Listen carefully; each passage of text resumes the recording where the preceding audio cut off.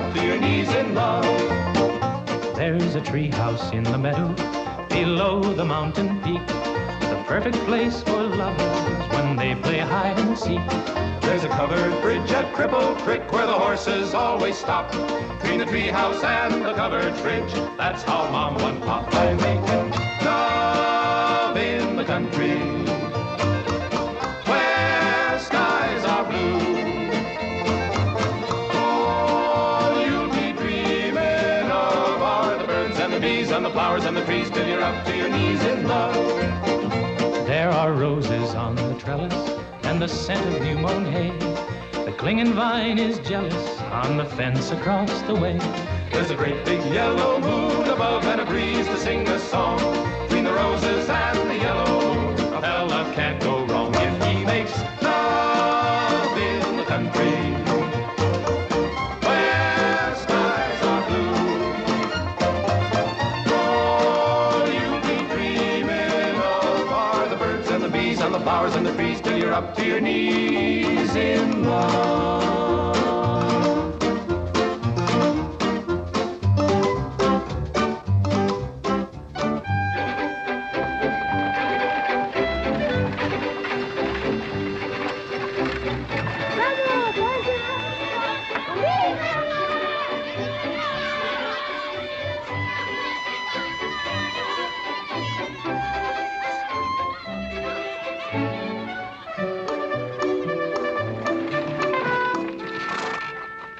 Lord to goodness, not again.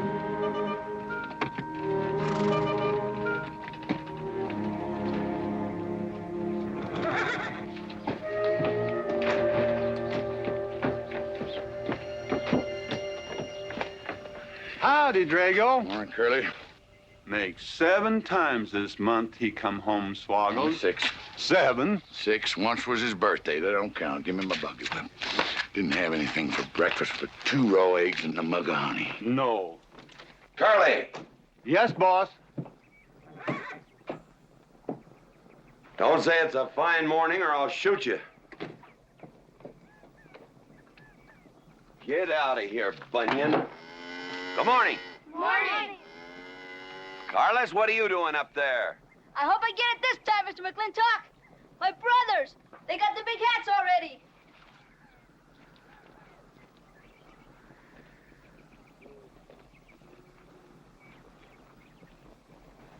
All right, let them have at it.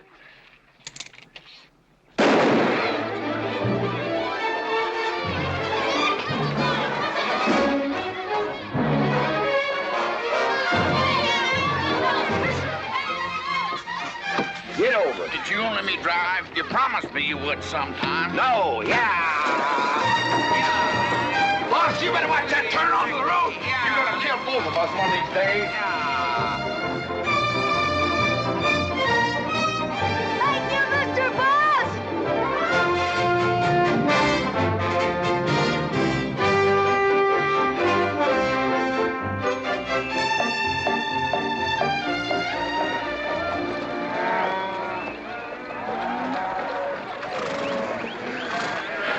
You got cattle in the back, boss.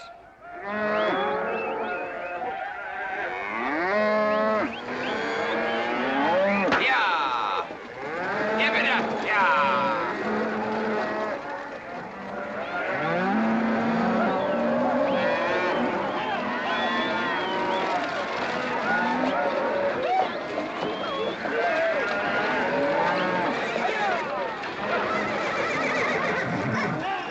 Keep 'em going. 15 cents a pound all the way to Kansas City. Yeah, yeah.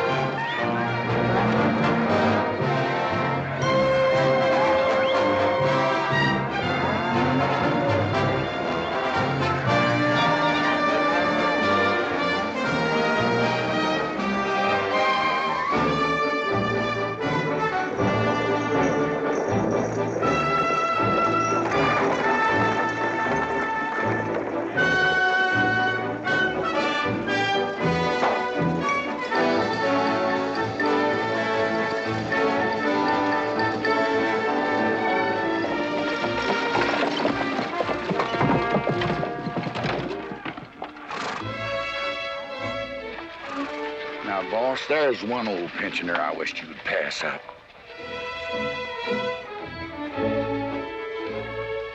Bunny? Yeah. I knew where I'd seen his face before. He's an old timer. He's just been around town a couple of years. Oh, you have no milk of human kindness. Morning, Mr. McLintock. Morning, Bunny. Well, I can see you're in good health. Never felt better. Contrary to what you may hear. Me, my kidneys ain't what they used to be, and my liver's been leaving me billies. Drago?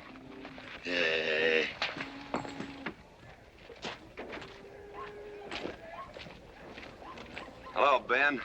Hey, McLintock. Drago, throw that in the buggy. Yes, sir.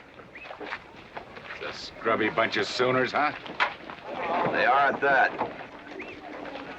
But it ought to make Douglas happy, lining his pockets with land fees. What are we gonna do?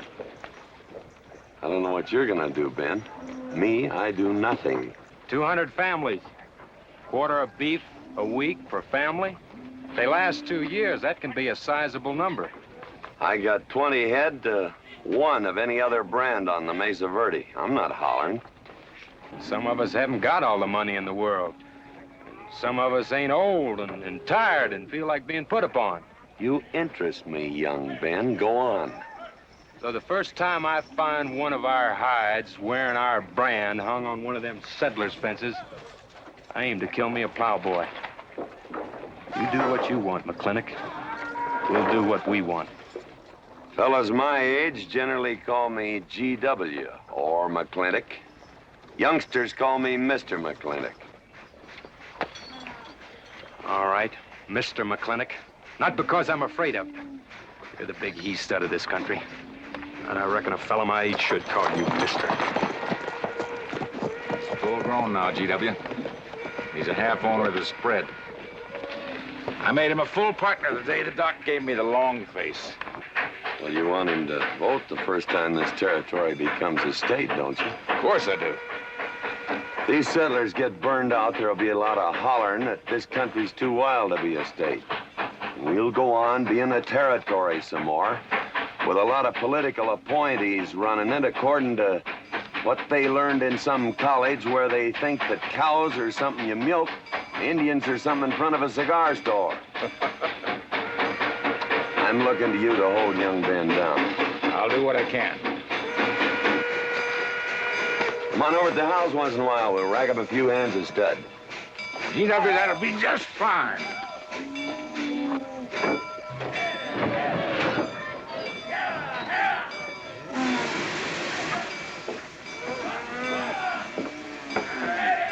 It's a nice morning, ain't it, boss? Everybody's entitled to their own opinion. Like that again, eh? Here's something that'll cheer you up. About 1,000 head. I figure they'll bring about 1,250. They're not as fat as I'd like to ship. They all off the North Range? Yes, sir. Settlers. Every one of them with a plow and a Bible. Not the slightest idea what the range is for. Drago! Drag out that hog leg. Yes, sir. Give me some attention. Yeah! People! People! People! People!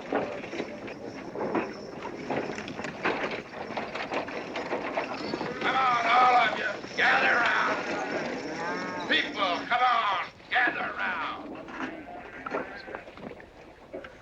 I'm McLintock. You people plan to homestead and farm the Mesa Verde. Yes, sir. The government give us each 160 acres. The government never gave anybody anything. Some years back, a lot like you came in. You had a pretty good first year, good summer, easy winter. But the next year, the last rain was in February. And by June, even the jackrabbits had sense enough to get off the mesa. Folks, do you know who that is? That's McLintock. George Washington McLintock. I told him that, Douglas. He controls the water rights on 200 square miles of range. You know that lumber you got? It came from his land. Cut by his loggers and milled in his mills. Douglas, I come close to killing you a couple of times when we were younger. Saddens me I didn't. Can you imagine a man who owns all that? Oh, and mines too, I forgot to mention them. All that. And he's begrudging poor people a measly 160 acres. That right, Mr. McLintock? You begrudge us a little free land? There's no such thing as free land. If you make these homesteads go, you'll have earned every acre of it. But you just can't make them go on the Mesa Verde. God made that country for buffalo. Serves pretty well for cattle. But it hates the plow. And even the government should know that you can't farm 6,000 feet above sea level. Any trouble, Mr. McLintock? No trouble, Jeff.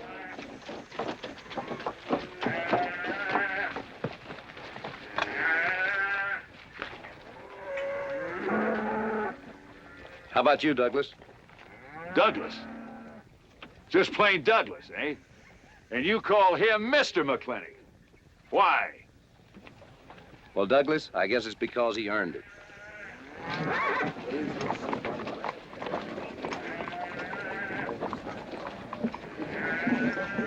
Mr. McLintock? Yeah? I'm a good hand with cattle, Mr. McLintock. I'd like a job. Well, you look strong enough. You come in with those Sooners? Well, yes, sir, but we don't have a homestead. And... Can't use you.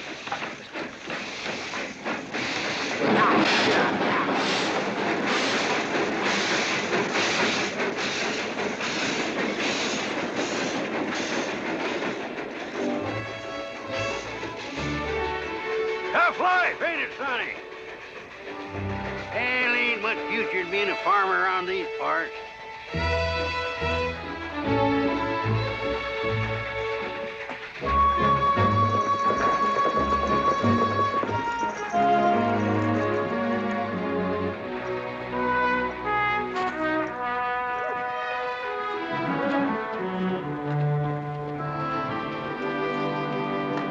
Ladies, this is the finest Chantilly lace available anywhere. Chantilly, Mr. Birnbaum. Well, believe me, it's the best. Oh, excuse me, please. Look around. Take your time. Drago, I got 1,000 Havana cigars and 12 of those hats for you over there. Them pale big hats ain't gonna last long the way some folks have been dipping into that red eye these days. Uh-oh. Good morning, GW. Good morning. I stole some stick candy. Please, help yourself. Come on in. Davy, you can forget about saddling up the horse. Come in here. Problem? Yes. Well, if I were blacks, I'd move Queen's Bishop to King 4. Yeah, you might be right. You know, I was just starting to work this out when the letter came. Letter? It was... What happened? Don't you want me... Morning, Mr. McLintock. Morning, Davy. You being here saved me a trip. Oh, that hat and suit of clothes you picked out for my birthday? Well, instead of this cowboy hat, I'd like to have this one. If it's, all right with you, sir. Oh, it's all right with me, Davy. Of course, that looks like the kind of a hat a fella'd wear down Main Street to start a fight. Oh, I don't need a city hat for that. All I have to do is walk down the street and some wiseacre will call me an Indian, and just like that, the fight's on. Davy, the letter, it's for you. And you are an Indian. Yes, I know I'm an Indian. But I'm also the fastest runner in town. I've got a college education, and I'm the railroad telegrapher. But does anybody say, hello, college man, or hello, runner, or hello, telegrapher? No, not even hello, knothead. Davy. It's always, let the Indian do it. Will you go out in the store and help the ladies? All right. I'm also bookkeeper, part-time clerk. Always let the Indian do it. The lady brought that out here this morning, asked for it to be taken out to the home ranch for you. Handsome lady, kind of tall with red hair. Called me Mr. Birnbaum, just as if she'd never seen me before, and as if that veil that covered her face would keep me from recognizing her. I thought she was in New York or Europe or someplace. So did I. Jake, you better throw on a couple extra cases of the boss's favorite bourbon. That stuff sure gets used up fast out at our place. Which reminds me, you better start tapering off. Catherine's in town. Katie?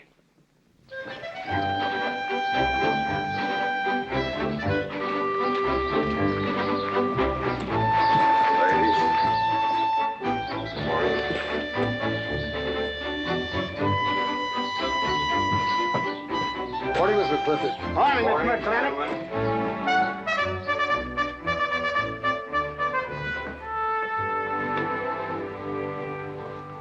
Good morning. Hello, morning, Matt. darling. Pomeroy, Morning, GW. what are you doing in here? Why aren't you out at the desk? Helping out the bartender. Yeah, I see a busy day. Give me the key to room 17. What? 17, and don't advertise it. Here they come, Mr. McLintock.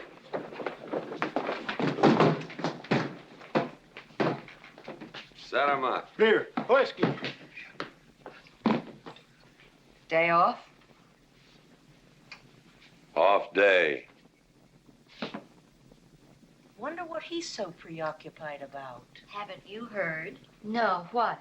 Katie's back in town. Katie? Yes, dear. The social arbiter. Well, hi, Sonny. Good morning. Oh, He sure is a polite one. Mr. McLintock, I don't want to bother you. I'm sorry, boy. I told you, no job.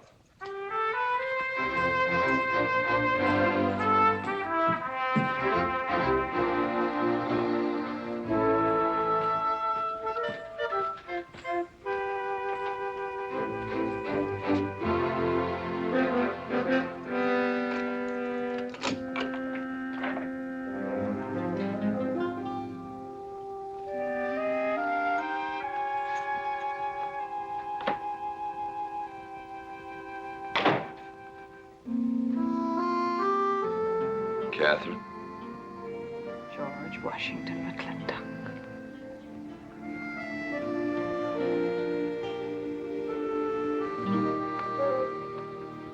I thought you'd want this.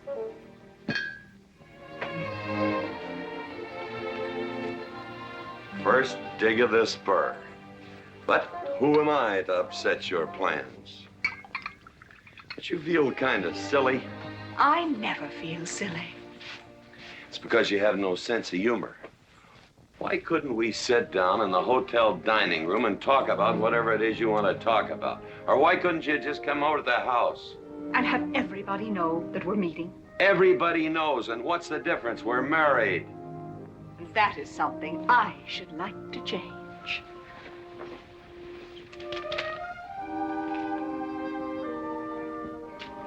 You know the answer, Katie. That isn't why you sent for me. Let's get to the rat killing. Oh, that's just the kind of remark that's always endeared you to me. Let us open the discussion. Very well. Our daughter is coming home in a few days. Rather, she's coming here. It was just a slip of the tongue that made me refer to this ugly hamlet as home. Our daughter. Is it so hard to say her name? It's Becky. Rebecca!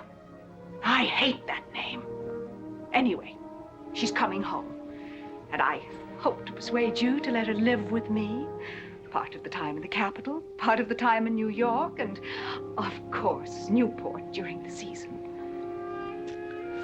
You're whistling in the wind, Katie. If she stays here, she'll become just as crude and as vulgar as all of this country. And if she goes your way, she'll be all show and no stay. Oh.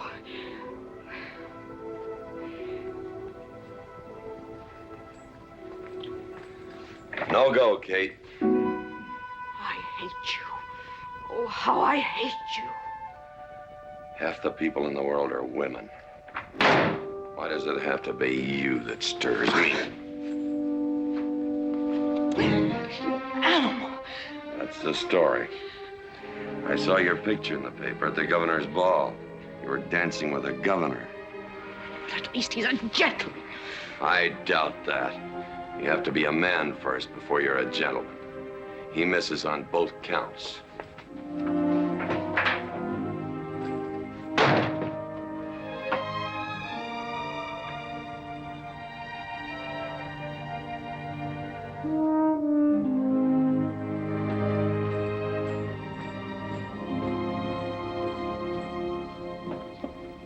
Hey, Sonny, you gonna ask him again?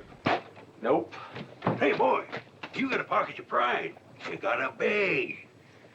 You better listen to an expert, Sonny. I'm telling you, you got to grovel. Human nature gets him every time.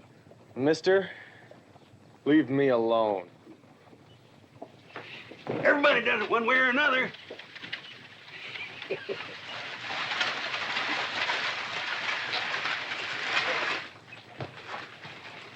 About that job, Mr. McLintock. I already told you, son, I've got no need for farmers or use for them. Just 1 minute, Mr. McLintock. My father died last month. That's how come we lost our homestead. I've got a mother and a little sister to feed. I need that job badly. What's your name? Devlin Warren. Well, you got a job, son. See my home ranch foreman. He's over at the corral.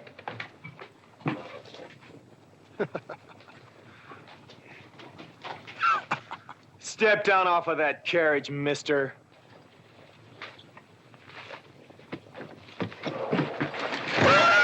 Hold that hog leg. I've been punched many a time in my life, but never for hiring anybody. I don't know what to say. Never begged before. Turn my stomach. I suppose I should have been grateful you gave me the job. Gave? Boy, you got it all wrong. I don't give jobs, I hire men. You intend to give this man a full day's work, don't you, boy? You mean you're still hiring me, Mr. McLintock? Well, yes, sir. I mean, I'll certainly deliver a fair day's work. For that, I'll pay you a fair day's wage. You won't give me anything, and I won't give you anything. We both hold up our heads. Where do you live? The settlers' encampment, down by the mine. That's your plug? Yes, sir. Well, hop on him, and we'll go get your gear.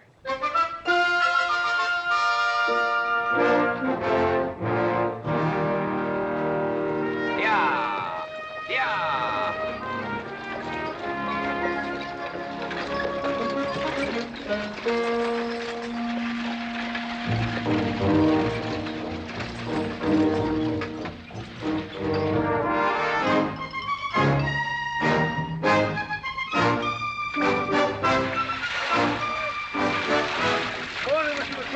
Morning, Mr. Poor Boy.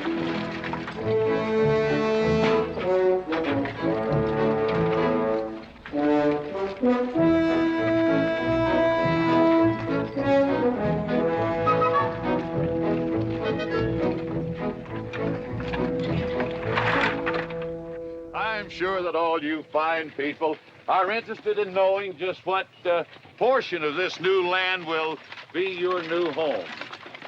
Oh, Jones and McAllister, since you've been more or less the leaders of our group, I'd like to have you come up and check the exact location. Won't be a minute, sir.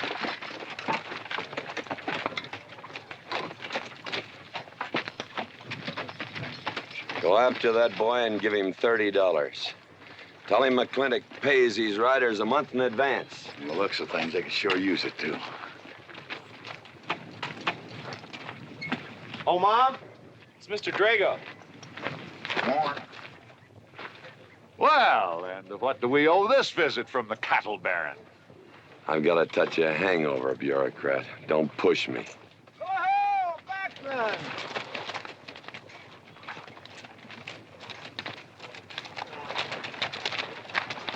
Say, those are Indians. Are there Indians in this homestead land? Friendly Indians, my boy. Oh, McLaglen! Oh, running buffalo! Oh, McLaglen! Long time we don't get drunk together. And it's gonna be a lot longer time, because it's against the law and you're with the sheriff. And if I got my hands full, they came into town to meet the train. The old Indian chiefs are coming home. I heard they'd been pardoned. They don't know when it's arriving, this week, next week, or next month. So in the meantime, I've got to do something with them. Could I cut out a couple of head of your steers to feed them? Otherwise, some of these settlers' milk cows are going to disappear. That's right, McLaglen.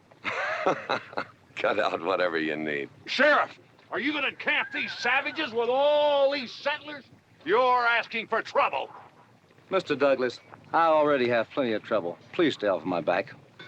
Running Buffalo, bring your people over to the clay slide. Hello. Hello, Mr. McLaglen. Tiny Mouse, it's nice to see you. You wouldn't believe it now, but 20 years ago, she was a mighty handsome maid. 20 years ago, you thought so too, Mr. Douglas.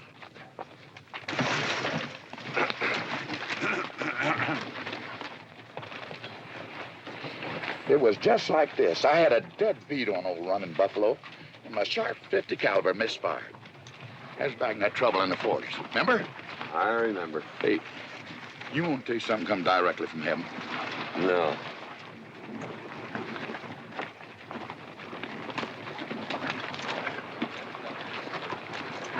Where'd you get this? That boy's mama baked them. You thinking the same thing I am? She's a widow woman, boss, and she's got a long, hard road home. Hire her.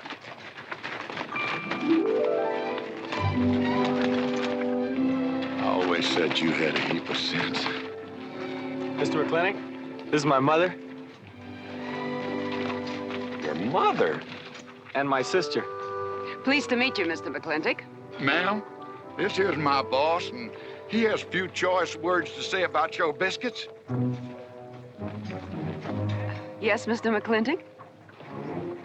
Well, they're great.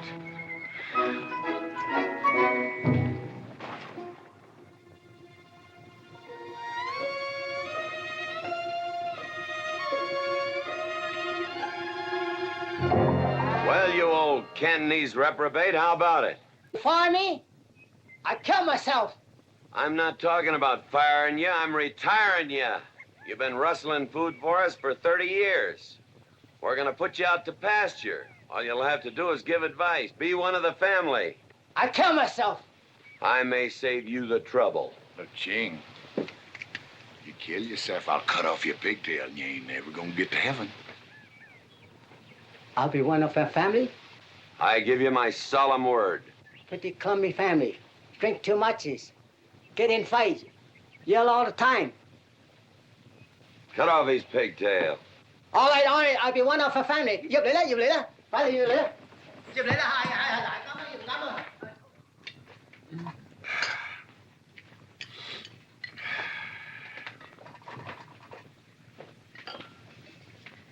I hope everything is satisfactory.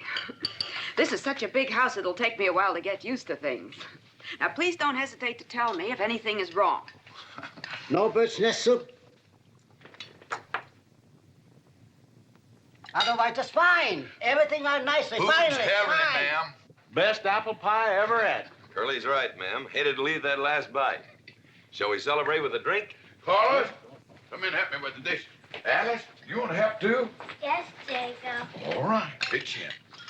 Now, I'll wash and you kids can dry. Is that good here?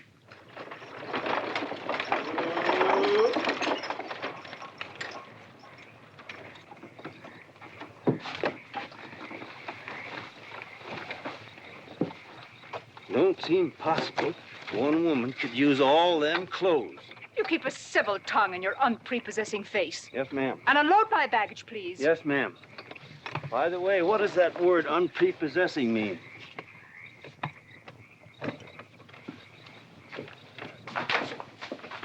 Mrs. McLintock. Oh, hello, Carlos. Run and help the driver with my luggage. I couldn't trust anyone else in this house to do anything correctly. Luggage? Give him a hand, Curly. Yes, boss. Mr. McLintock? Are you moving back in? Yes, but nothing has changed except my place of residence. And I'd be willing to put up with savages rather than be denied the company of my daughter. And I'm proving that by moving in here. Mr. McLintock, since it's my first day, would you excuse me if I, Go ahead. Oh, Catherine, this is Dev Warren. He joined the outfit today. Please, ma'am. Thank you. Well, how refreshing. A polite young man here. Where did he come from? He's a farmer. A farmer? Well, I'll be doggone. Kate, welcome home. What on earth are you doing in that idiotic-looking outfit? And don't you dare call me Kate. That's my butling suit. I'm butling for the boss. And I'm sorry, Catherine. That Kate kind of slipped out from the times I remembered you as being nice people. Are you going to stand there with that stupid look on your face while the hired help insults your wife? He's just ignorant. He doesn't know any better than to tell the truth. And I can't help this stupid look. I started acquiring it as you gained in social prominence. Mrs. McLintock, where do you want I should... What? Put him in the master bedroom. Yes. But move Mr. McLintock's things into another room. Oh, the one back of the stairs would be best so that he can't wake up the entire household when he comes home every night. Just before daybreak. Yes, ma'am. Oh, excuse me. Here's your cigars, Mr. McLintock. I am Mrs. McLintock. Kate, Catherine, this is the cook. This is the lady does the cooking for us. Mrs. Warren, Mrs. McLintock. How do you do? Very pleased to meet you, Mrs. McLintock. Very pleased. Likewise. You see, I just came to work here today, and I guess I jumped to the conclusion that this was a bachelor's household. It is, and then again it isn't. I will explain so everything will be quite clear, Mrs. Wallace. Mrs. Warren. Mrs. Warren, it has been a bachelor's household for quite some time. And it will be again just as soon as I am out of here, which will be as quickly as I can make arrangements to take my daughter back east with me. You see, she's coming home from school in a few days, and then we'll be off together, and you can return to conducting yourself as you consider proper in a bachelor's household. Katie! Shut up! Until then, I am mistress in this house, and I will give the orders. You want my breakfast served in bed? Let her. Ain't you gonna say nothing, boss? Breakfast in bed. No. 1 poached egg, tea, toast. Oh, GW. As soon as my things are put away, I want to talk to you about Rebecca. Yes, Mrs. McLintock. Indeed, Mrs. McLintock. Of course, Mrs. McLintock. The toast, lightly browned and unbuttered. Of course, ma'am. Wait a minute now, boss. Where do you think you're going? I just remembered I got a date. But she said she wanted to have a talk with you. I heard.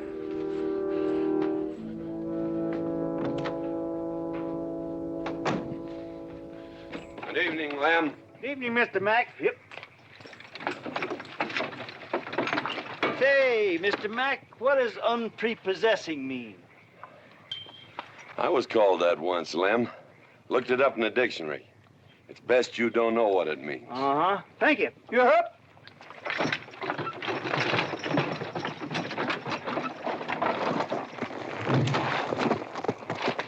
Hey! What am I gonna tell her when she asks where you went? When in doubt, tell the truth. She wouldn't expect that from you anyway. Where's Mr. McLintock going? There he goes, burning his last bridge. You see a yellow streak about a foot wide running up down his backbone. Well, Mr. McLintock? He ain't afraid of nothing. I once thought that.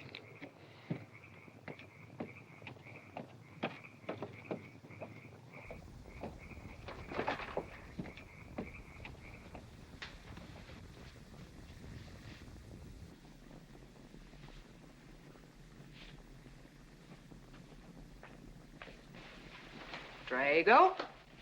Yes, ma'am. Was that, He took off, lit out.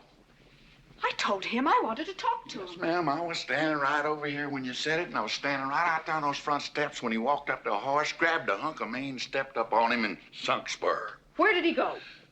Last time I saw him, he's going east. But you know him, he's liable to go north, south, or west. Get me a carriage. Yes, ma'am, but But what? maybe you shouldn't follow him into maybe where he's going into. What does that mean? I don't know, but I wish I hadn't have said it. Just get the carriage. Yes, ma'am. What happened? Get the Bruce. Baruch? Hitch it up. She wants to go to town. But Mr. McLintock never said anything to me about it. Look, young fella, I'm the ramrod around this place, and you better start giving me a yes, sir. You're gonna get the roof of this house pulled down on your head. Yes, sir.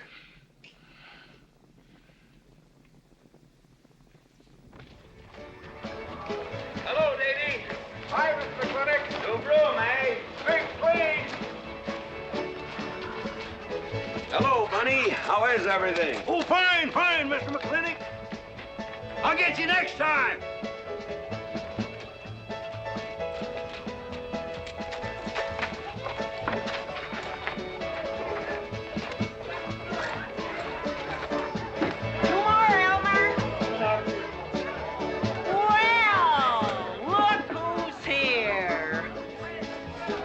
Howdy, Mac. Same as usual? Ladies. Evening, GW. Jake? Wrong move. What? Chest problem. Queen's in danger.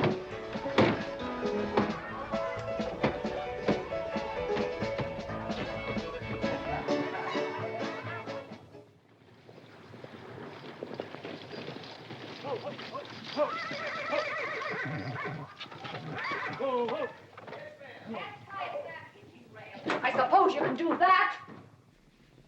Camille, you're on your own. Mr. McLintock?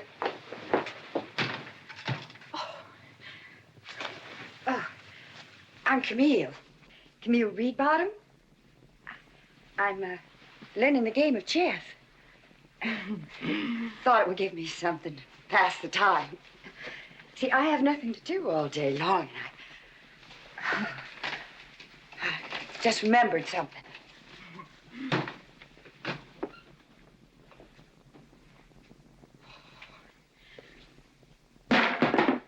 Catherine, I didn't hear you come in. Mr. McLintock, I told you that I wanted to talk to you. Not now. Could I get your glass of sherry, Catherine? Oh, thank you, Mr. Birnbaum. I could use one. I came into town behind a runaway team. Drago never could handle horses. It was that young man whose mother pretends to be your cook. Catherine, your wine. Oh, thank you, Mr. Birnbaum.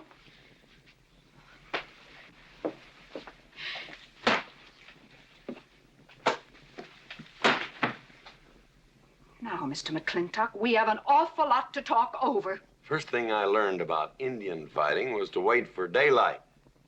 What has our conversation got to do with Indian fighting?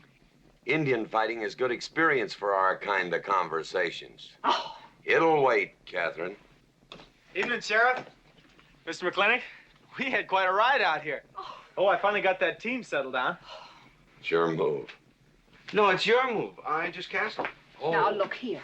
You're not going to sit here all night long and play chess when the matter of our daughter remains unsettled. I am going to remain here and play chess, and the matter of our daughter is settled. She stays. Oh, such stubbornness. Catherine, your hair.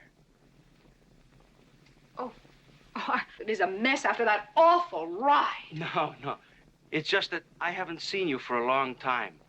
And it seems to me the last time I saw you, your hair was a little darker, no?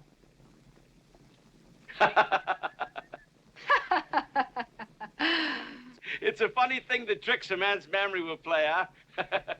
Mr. Birnbaum, I think that you've completely lost your mind. You have done something to your hair. I have not. I had it been none of your business. I'm certainly not going to put myself in the place of those blondine trollops that you seem to prefer. Take it. Huh? Oh. Fill it. Oh.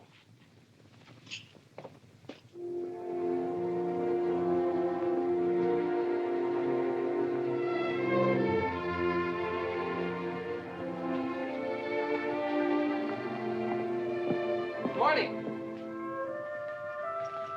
You fellas still at it all night? McLintock never quits. But a Birnbaum has to. Besides, the game is over. You got me. Oh, no, Mr. Birnbaum. You still got a good game. Oh, you play chess? Please, take over.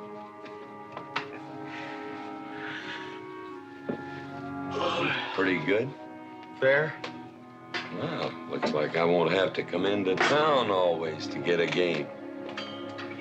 Remember, I'm a bad loser. It's your move. Yes, sir.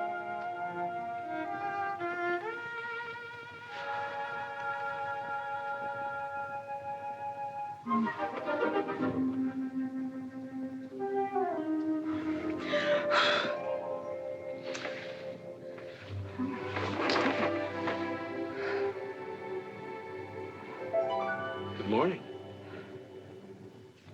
Good morning. Oh, it's not morning already. Mm-hmm. Cup of coffee? Oh, yes, thanks, Jake. You're welcome, Catherine. Got any cream? Canned cow's milk. That'll do. Good old condensed milk. That reminds me. I was cleaning out my desk the other day. I found something I wanted to return to you.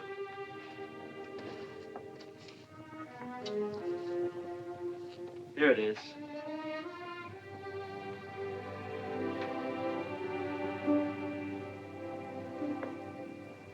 It's a medal, remember? From the President of the United States of America to First Sergeant Michael Patrick Gilhooly for bravery above and beyond the call of duty. It's your papa. Reminds me of the first time I ever saw you. It was over 17 years ago. You walked into my store, not much bigger than the bundle you were carrying. And in the bundle was the most beautiful baby I ever saw. And was she hungry? You walked all the way from Superstition Creek just to trade me that medal for a case of canned milk.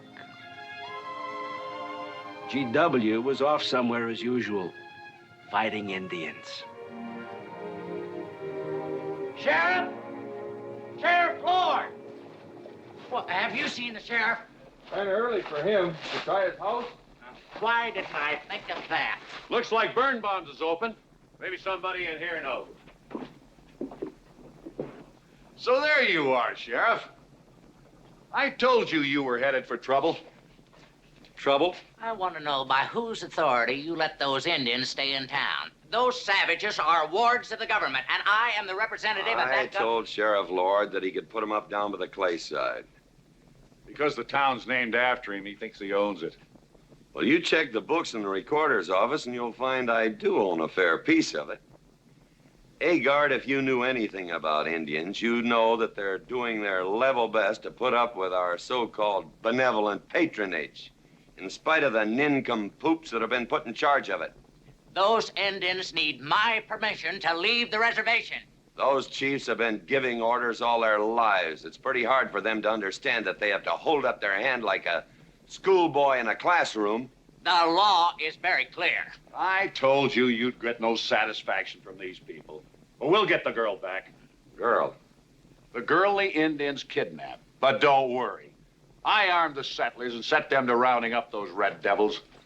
What is this about a girl? Millie Jones, one of the settlers' daughters. The Indians kidnapped her. That's ridiculous. And you turn loose a lot of farmers with shotguns? I certainly did. You're insane. Let's go, Sheriff.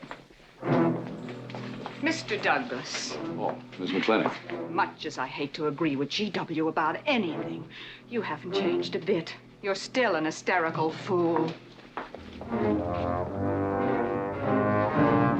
Come into town, I got worried. What about? Thought maybe Katie shot you. Not yet, Drago, but it took restraint. Wait a minute. We better take Agard along. Not that he'll be much help. Drago, put him on the horse.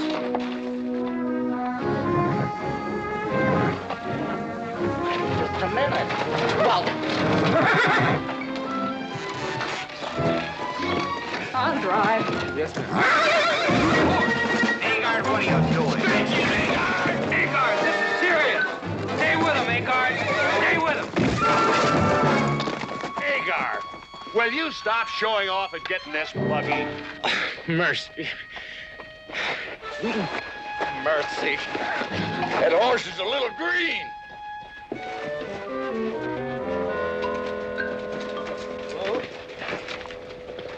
Let's go.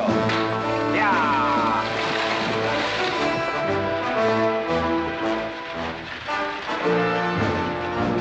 Just where do you think you're going? Don't use that range, boss. Tone of voice with me.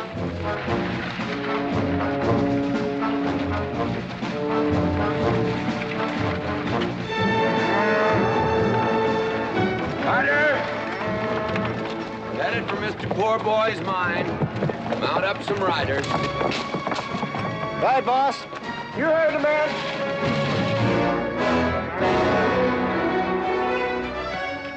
I don't like it, Mr. McLintock. I don't like it one bit. What don't you like? They're planning to hang an Indian.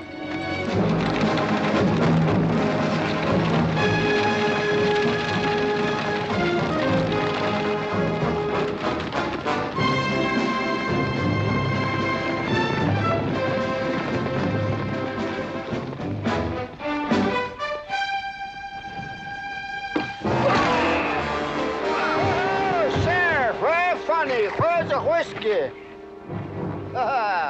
Hold that! Not so fast, Mr. Boss of the whole country. Unless you want to wear a big hole in your middle. How long is GW going to let that cheat-chalker push him around? That cheat-chalker has a sawed-off shotgun. How do you know she didn't wander off someplace or meet some fella or something? What are you saying? That I didn't raise my girl right? That she'd wander off all night with some man?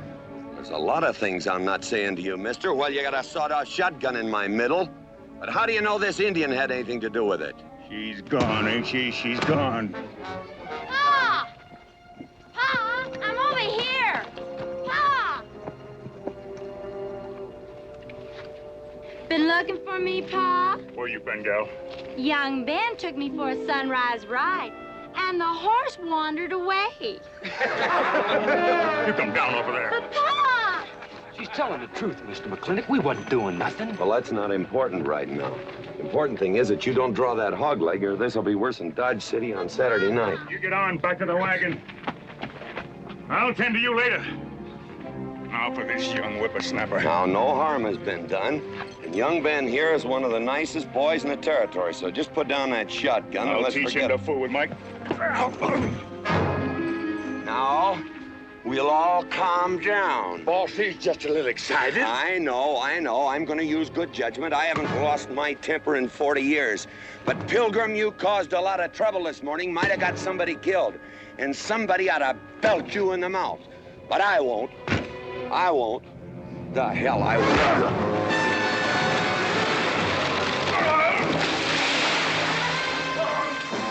McLintock Rider!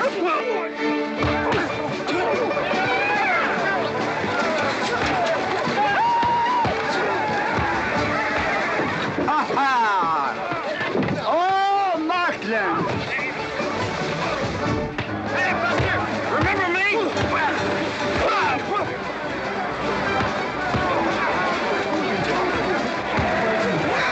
Hello, sir. Nice party.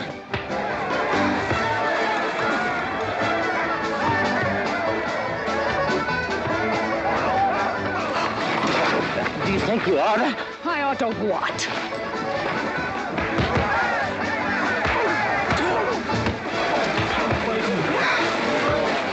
Why, you fighting?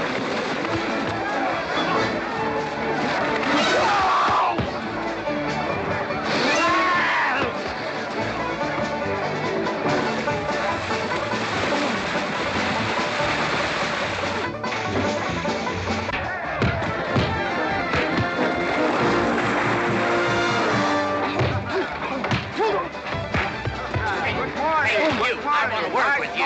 Hey, just a minute. What are you doing? My glasses. Hey, now stop this or you'll be sorry.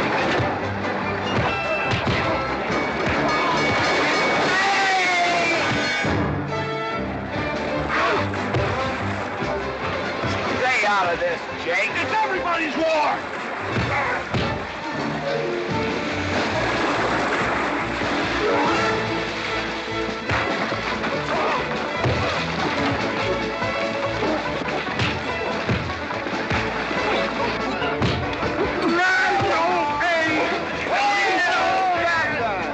Where's the whiskey?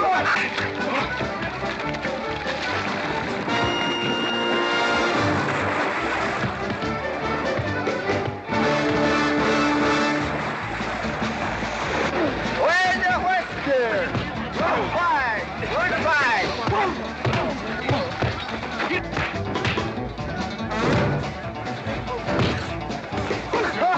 Sorry, McLintock.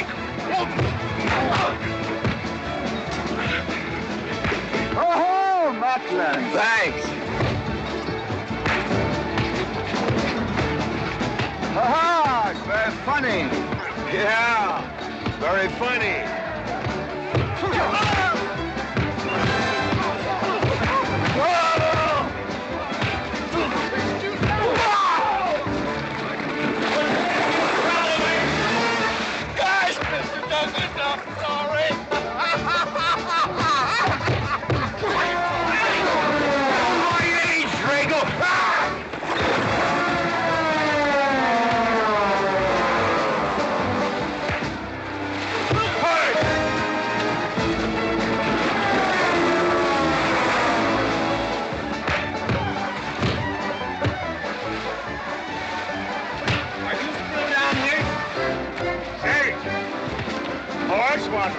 Honest, Mr. Jones, honest.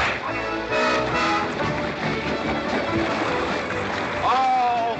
Get out of my way. Nice left. Thanks. And I went to college. For this, you don't need college. You're not getting me down there.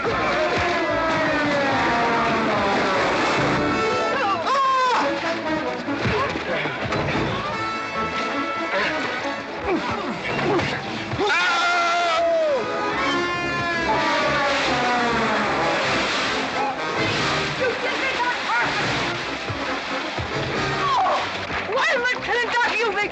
Good morning to you, Mrs. McLintock. Buddy, you big... Yowie!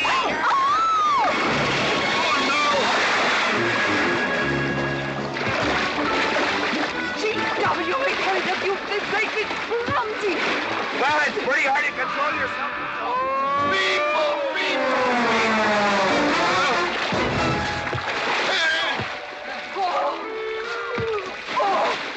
Oh, McLaglen! Oh, McLaglen! What's party? No whiskey. We go home.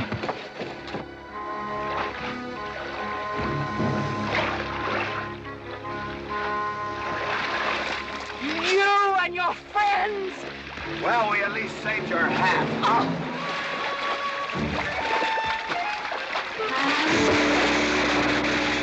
Where is everybody? Oh, for heaven's sakes.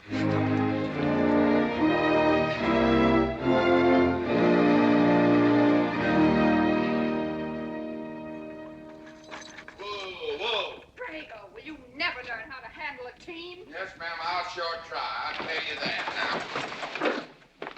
now. Try me family. You want to lose your pigtail? I lose face. Lousy lot of tips. You want to lose more than that. Kate, Yes? we could be a big help to one another. Like what, may I ask? Oh, we could wash the mud off of each other. We used to have quite good times doing that sort of thing. There are a lot of things we used to do. Good night, Mr. McLintock.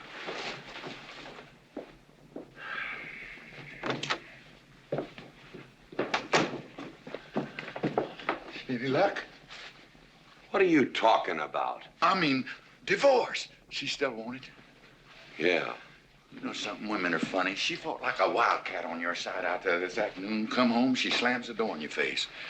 That divorce business, is that what you get when you pay a woman not to live with you? That's about it. Some women I've known it'd be worth it.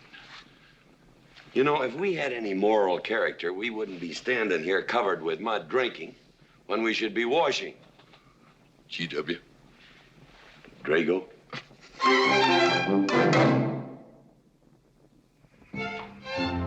Miss Warren, these biscuits. Mmm. Oh, thank you, Drago.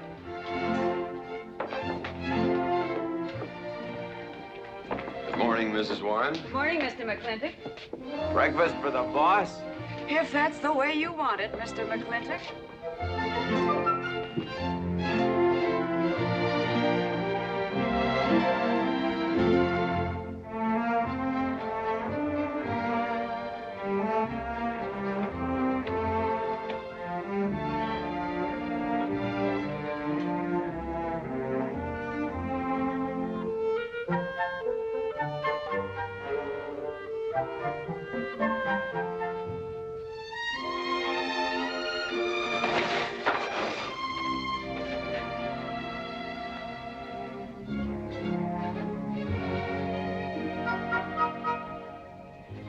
One poached egg, tea, toast, lightly browned, and Why, Mrs. McLintock, you have a black eye. I do. Ooh.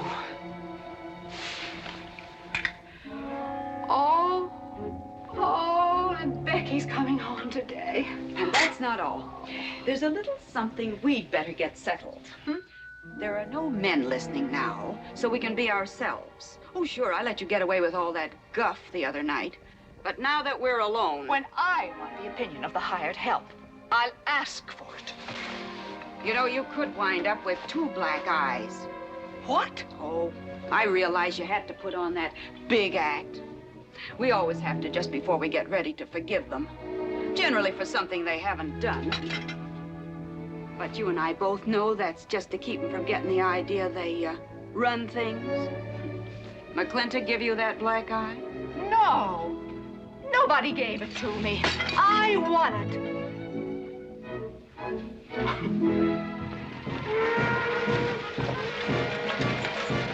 Morning, Davy.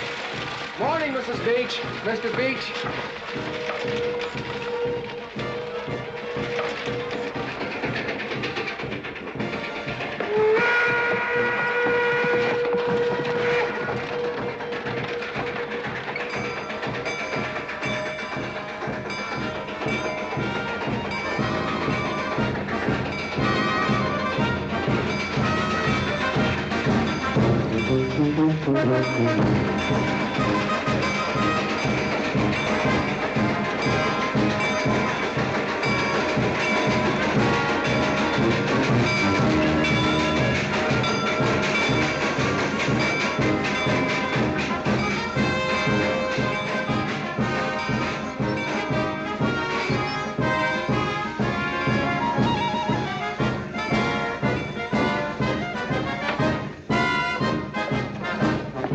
Why, Miss Becky, welcome home. Hi, Dad. My boy!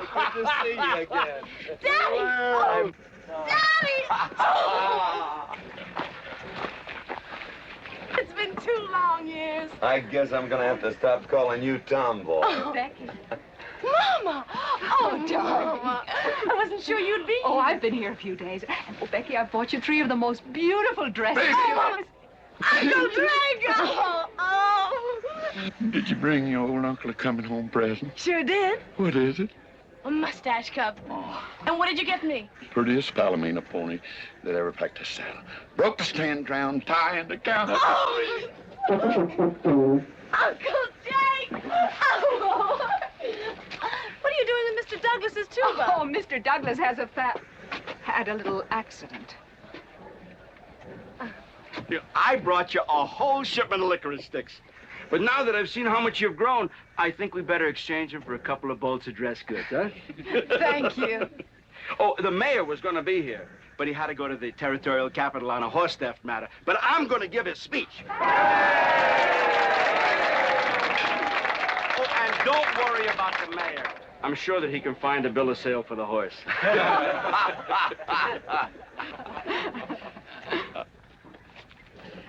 Ladies and gentlemen, we are here to welcome the fairest...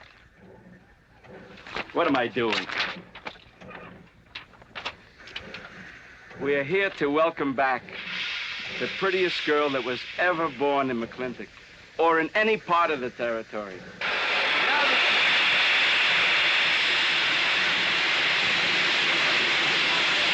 Hey, Davy! Yeah? Got something for you. Yardmaster up at the junction told me to let him ride, so I locked him in here.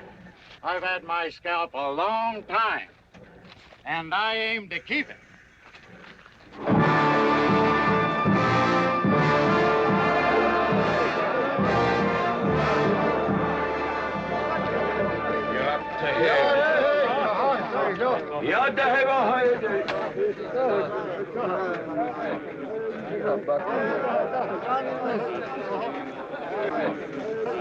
And now she's come back to us. Gone are the pigtails, but the freckles are still on the prettiest face that was ever born in McLintock.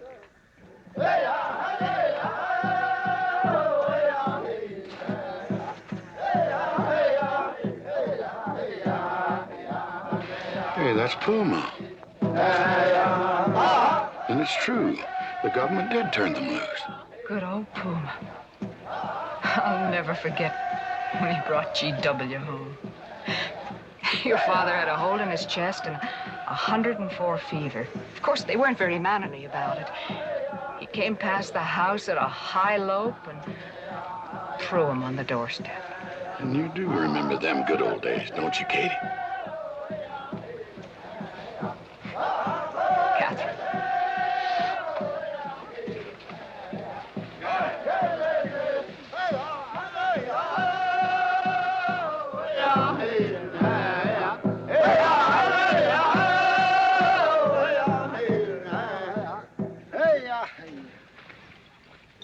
Yatahe, my friends. Yatahe. Puma, honored enemy. Does big McLintock forget? Also blood brother. No, I'll never forget that. All wound. Does it hurt still? I feel it when it comes on to rain. An inch higher and I wouldn't have had to worry. Our big McLintock, that was remembered fight. We return with news. Our people have more trouble. You see, I learned good English now, big McLintock. Learned in white man's jail. But we would have you talk our cause at government hearing. I understand that Governor Humphreys is going to preside at that meeting. Yes, Puma, I'll translate your wishes. Mr. McLintock, could I impose upon you to use your Comanche to tell these Puma chiefs... is chief of the Comanches, and he speaks English very well. Oh, well, your people will have to follow my instructions to the letter. It is the law of the land... Well, now, just a minute. Well, for heaven's sakes.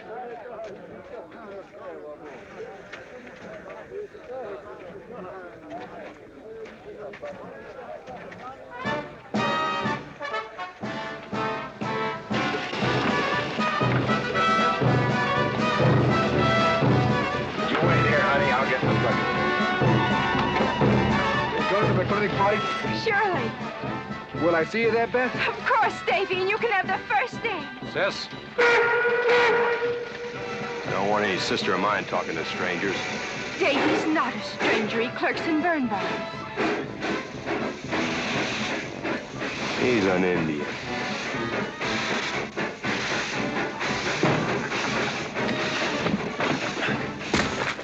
Darn you, Drago! Now look what you've done. Baby, this is Devlin Warren. He works for you, Papa. Dev, this is Miss Becky McLintock. Those are my things. Yes, ma'am. Oh, I don't own you anywhere, Miss Becky. What do you mean? Oh, I mean, you look so much like your mother. Or even prettier. Oh, Mr. Warren. Mother's much prettier than I am. Many a fight started with words like that. Come on, get in the boat. Hello, Jing. We got jelly pie for dinner. Oh. I'm not cooking. No, he's not. Junior! Yes, Miss Becky. You remember Junior Douglas, Mama? Oh, of course. How's college? Valedictorian, 95. Oh, congratulations. Oh, Mr. and Mrs. Douglas, we will see you at the party, of course. Oh, delighted. Well, it'll be pretty hard to keep young men away. Yes, sir. Drago? Yes, boss. Baggage all loaded. G.W. You remember young Junior? Oh, yes. Like father, like son. Mr. McLintock, I hope you don't think I'm being presumptuous in asking for the honor of calling on Miss Rebecca. Well, there she is. Ask her yourself. Well, thank you, sir. Jing, now I'm going to get fired. Get up out of here. Thank you, sir. Thank you. Now you know me, man. I'll see you at the party, Junior! Yeah. Yeah, what? Like father, like son. What did he mean, Matthew? Come on, Jing. Grab a root and growl. 我係佢高人，唔認真做工。我係嗰啲人，我死唔係乜嘢生活做啊？講啊，做晒咗啊！ Well, you're doing a good job, Miss McLintock. Thank you, Miss Flora. Deb, when you're finished there, go over and help Drago with the beer cakes. Yes, Mom. Deb, could you come and help me a minute?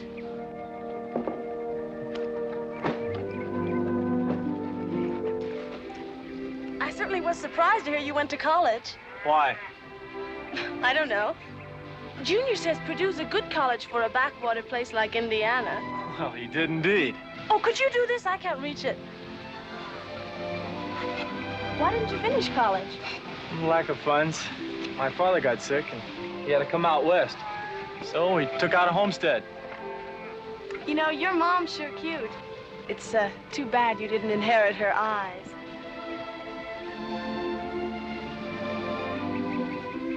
Well, you'd been lucky if you'd inherited a few things from your father. Oh, really? For instance? It was common sense, for instance. Common sense? Yeah. You don't see him being fooled by some dude like Junior Douglas.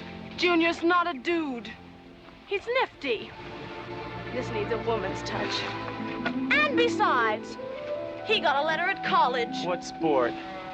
Glee club. Very strenuous. Don't you dare hug me! I have no intention of hugging you.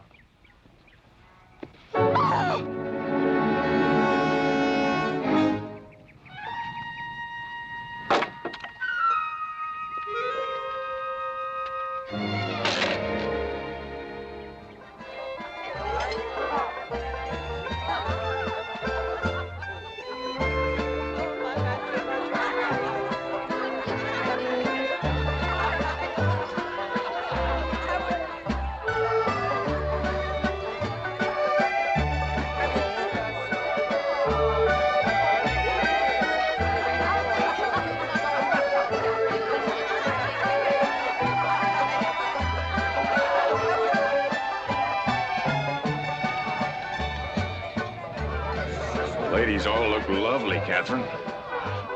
You know, this is a real fine party. Oh, thank you, Ben. Of course, we had to invite everybody.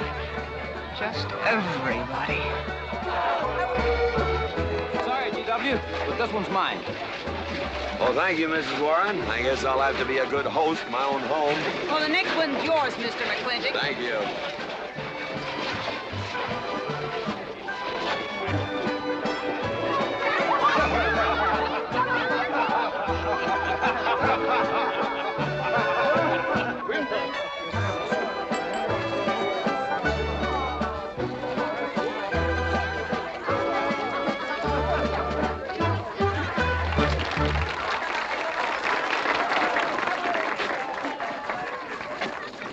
Drago, go and do what I told you to do.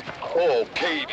Catherine, and do as you're told. Oh, Drago, do this. Drago, do that. Yeah! People, people, people. This Douglas feller. Drago! Yes, ma'am. Matt Douglas, Jr. is going to bring you folks some of the latest terpsichorean dance steps, brand new, brought by him directly from New York City. All right, Mr. Fiddler.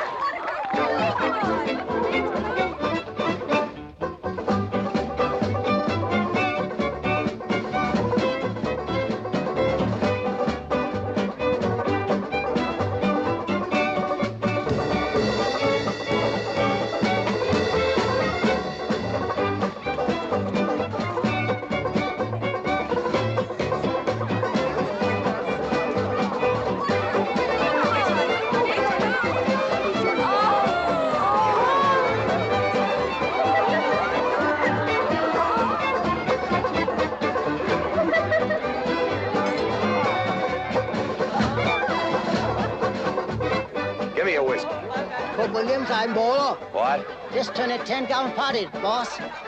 We're run out of whiskey. Well, I can take care of that, Chick.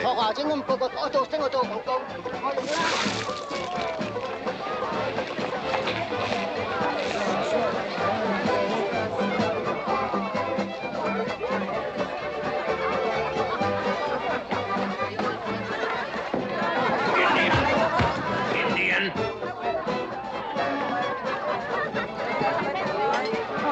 And you still got any ideas about asking my sister to dance? Get up and we can do this all over again. Yes! That's enough. You fought it. It's all over. Quit butting in, Birnbaum. He's a hired man, not your son. Look, you fought him fair and square.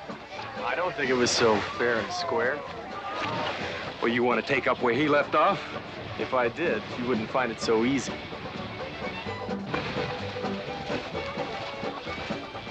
Now we've had enough of this. Well, when are you gonna quit walking away? Just as soon as we're out of sight of the party.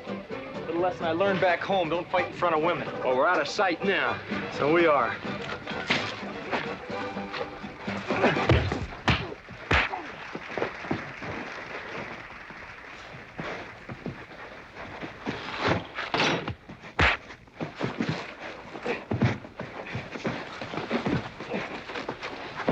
Such vulgarity. Someone should do something about it. You're right. Absolutely right.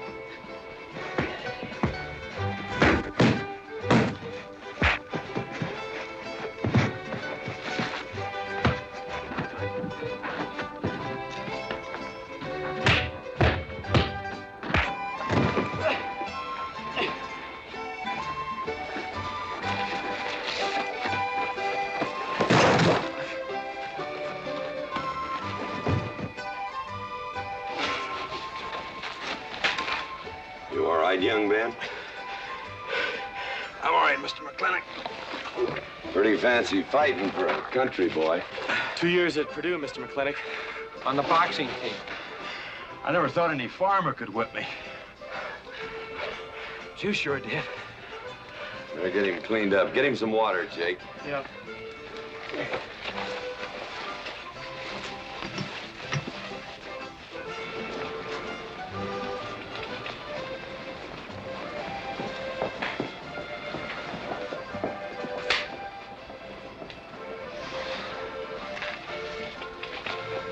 Get yourself cleaned up. Go ask that girl for a dance. Who? Oh! Did I miss one? Where is he? I'll find him, that young whippersnapper. Trouble. Where is that farmer boy? Where is he? Where is he, G.W.? Oh, so you're the young farmer boy that whipped my nephew. Well, I'm Fauntleroy Sage, young Ben's uncle. Well, I'm no farmer, but if you're young Ben's uncle, yes, I whipped him. And you're intruding. What's intruding mean? Butting in. Oh, so he's insulting me. Well, then I got another reason for walloping him. Besides, on account of him thrashing my nephew, young Ben. Fauntleroy, you can't get mixed up in these youngsters' quarrel. Family honor. I can't have said a farmer whipped a sage. You're twice his size. Don't let that bother you, Mr. McLintock. Mr. Fauntleroy insists. I'll just have to teach him the same lesson.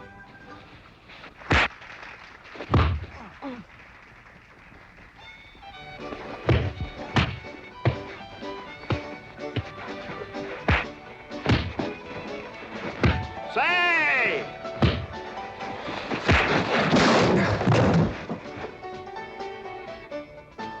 Sorry, young feller. Hate to have to do that, young fella. No hard feelings. Not yet. Not yet what? I mean, that isn't all. Now, wait a minute. Fauntleroy, we're gonna make this a fair fight. Of course we are. Of course we are, G.W. There'll be none of this. I wouldn't do that, G.W. You wouldn't do... No, I wouldn't do that. And Dev, I don't want you kicking Fauntleroy in the knee. He didn't do no such thing. And none of this nose twisting. He's all yours.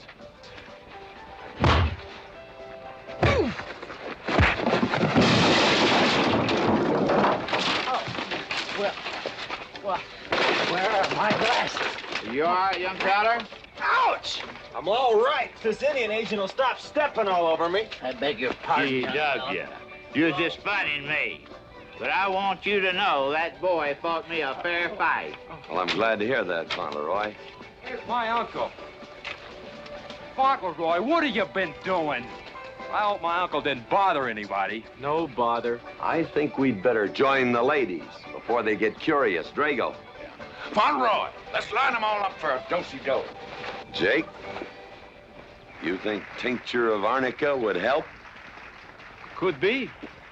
Used to help you. Gentlemen, to the medicine cabinet.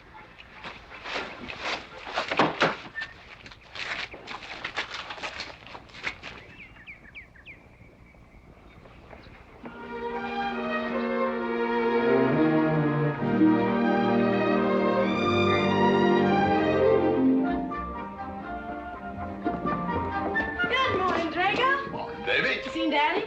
Took off early this morning with a scattergun over his arm. Went hunting.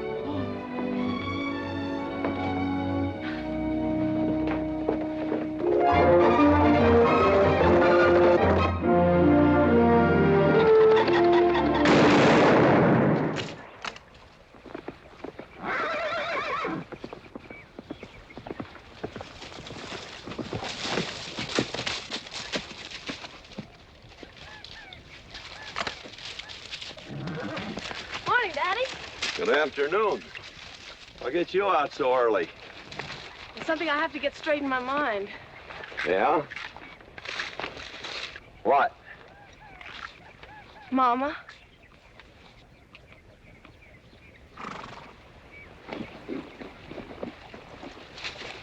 Why'd you and Mama stop living together, Daddy? Why'd you separate? Aren't you going to answer me? No, It's sort of my business, I think. I don't. Is it another woman? Usually is. At your age, you always know what's usual. Is it Mrs. Warren?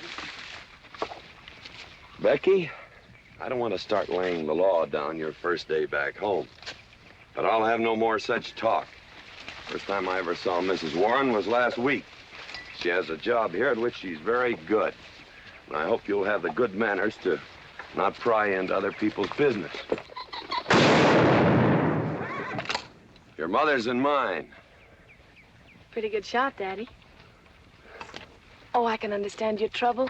Mama's often so, well, so petulant. Petulant? You learned a lot of words back east, Becky. Wish to God they'd have taught you some meanings. You were only about 6 months old when your mother stayed alone with you in a sod hut under 8 foot of snow, while I moved the herd 300 miles south to try and save it. Saved about half of it.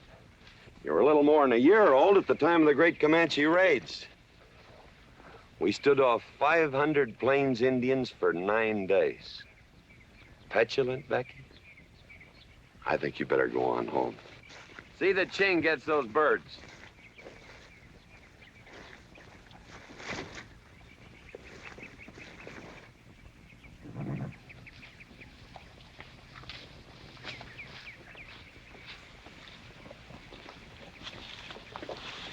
Becky, come here.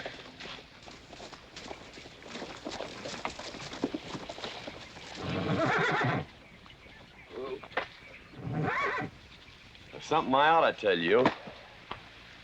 Guess now's as good a time as any. You're gonna have every young buck west of the Missouri around here trying to marry you. Mostly because you're a handsome filly. But partly because I own everything in this country from here to there. They'll think you're gonna inherit it. Well, you're not. You're gonna leave most of it to, well, to the nation, really. For a park where no lumberman will cut down all the trees for houses with leaky roofs.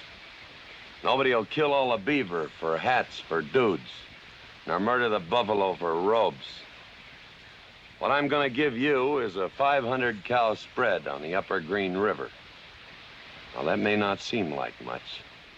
It's more than we had, your mother and I.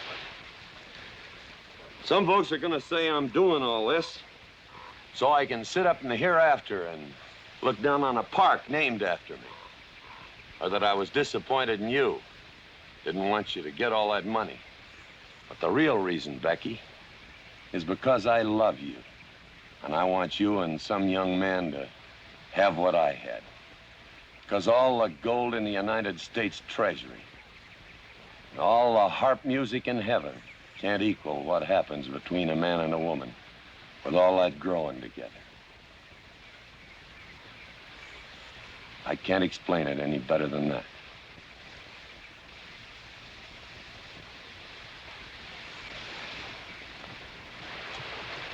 All right, Daddy.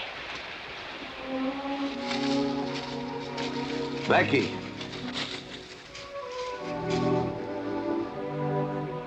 When you're as old as I am, you'll thank me for this. Daddy, I'm full grown. I wasn't worrying about me. I was thinking about you and Mama.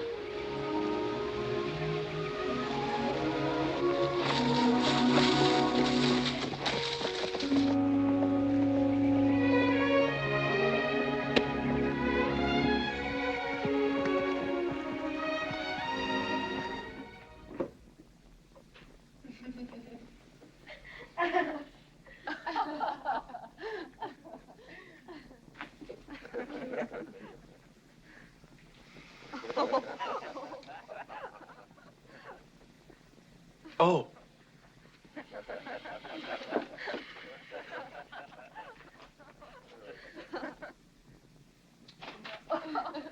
Well, sir, all three of them fell right out of the carriage. Well, it's getting rather late, Becky. It's bedtime. Oh, Mother. He brought this. He must have intended to use it. Oh, well. Sing us a song. Well, if you really want me to. Gosh, I haven't played in You quite know just right for me. Sure. It's the rage now. Oh. Oh. Dev, what are you doing? Oh. I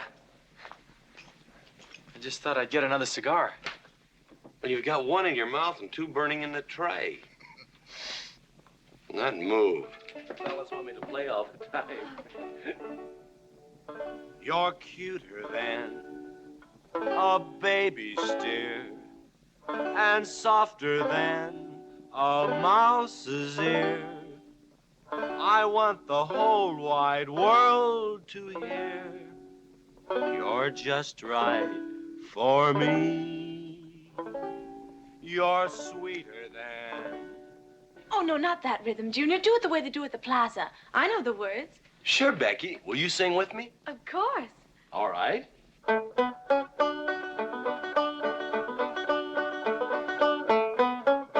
love a man who's witty and smart and clever.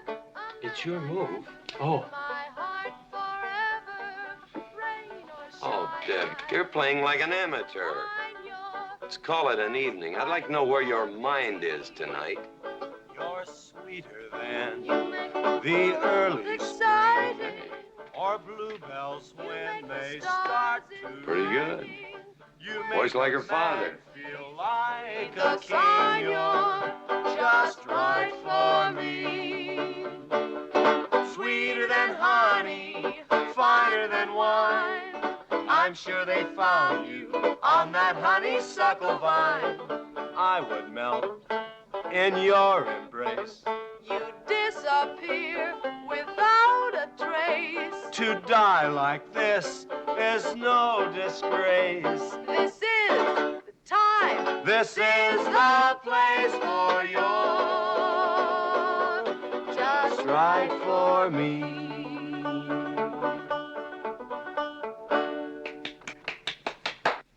Well, that's so good, I kind of hate to break this up. But if we're going to have that Indian hearing tomorrow morning... Sir, about our conversation earlier this evening, I believe I'd better apologize. Yeah? Yes, sir, I've been thinking it over, and when I called you reactionary, well, that's merely my generation's term for your generation. Nothing personal, sir. Oh, really? Well, good night, sir. Good night, Miss McLintock. Good night, and do come again. Good night, Drago. Night. Boss? What does reactionary mean? Me, I guess. He says that anyone that wanted to sell at a profit was a reactionary. Was we reactionaries back in them days when you was selling beef cattle for 6 cents a pound on the hoof? Well, no use arguing with him. College boy.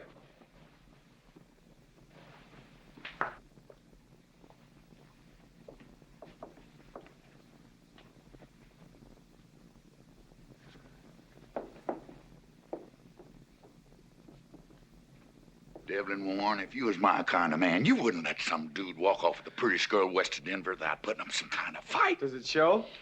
Well, what can I do? I'm just one of her father's employees. I'm just a hired hand around here. Every so often, Dev, you spill the strangest ideas. Everybody works for somebody. Me, I work for everybody in these United States that steps into a butcher's shop for a T-bone steak. And you work for me. There's not much difference. Daddy, the most terrible thing just happened. Junior's horse ran away. The one he rented at the livery stable. Tied up a rented horse by the reins. He's probably back in the stall by now. I think we could get Junior something that he can ride. What I'd rather do, Daddy, is drive Junior home in our barouche. It's a lovely evening, and I'm sure Uncle Drago wouldn't mind driving. I would, and I got the kind of manners don't keep me from saying so, just to be polite. I'll drive him home, Mr. McLintock. And you don't have to come, Miss Becky. I'll see that he gets home safely. I can take care of myself. You got yourself a foot, didn't you? Dev, get the carriage. Drago? I'm going with them. Now you got me wrangling dudes.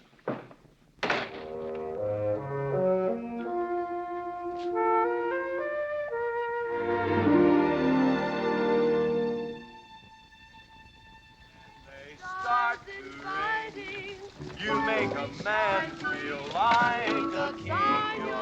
You're just right for me. Miss Becky, somebody better help me watch the road. You know, I'm new around here. Might take the wrong turn off. Devlin Warren, you know there isn't a turnoff between here and town. You disappear without a trace. To die like this is no disgrace. This is time. This is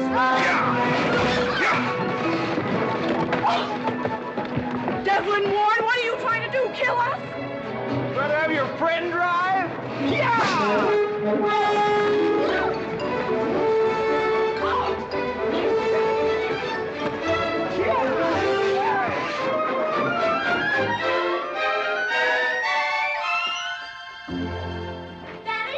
Daddy, I have never been so humiliated in my entire life. I said what I said, and I'll stand by it to the death. Shoot him, Daddy. Shoot him at once. Well, why? My honor is at stake.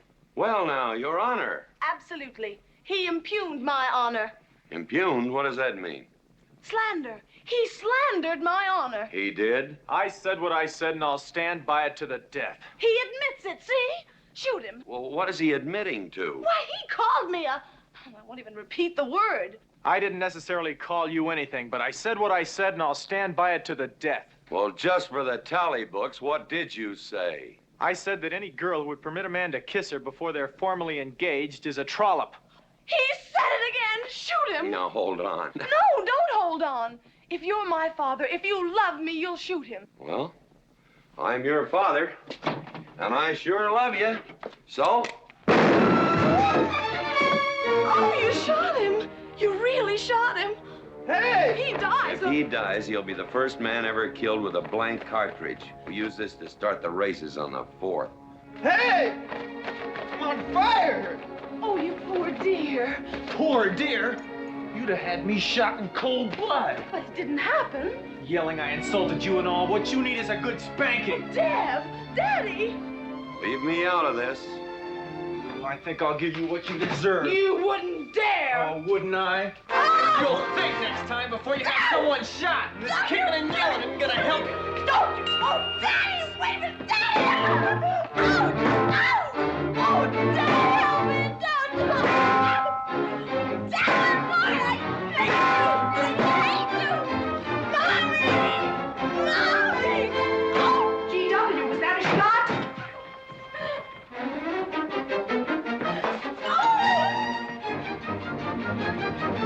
Oh, Vicky, what happened? He spanked me!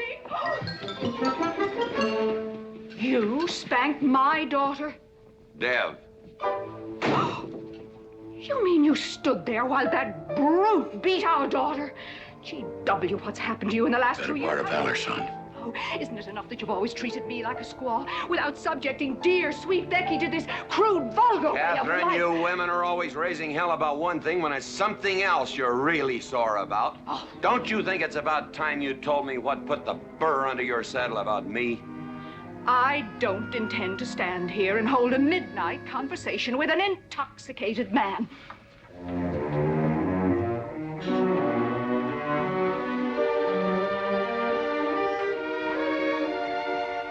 And I am not intoxicated. Yet.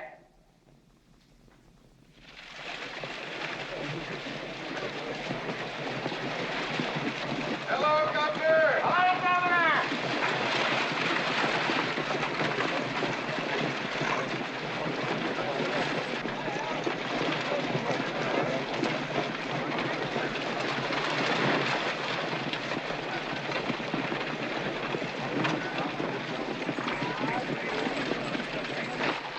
Chief, Homer?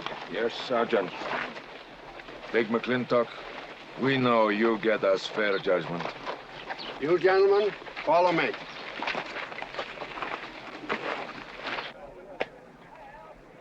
Well, Jake? GW?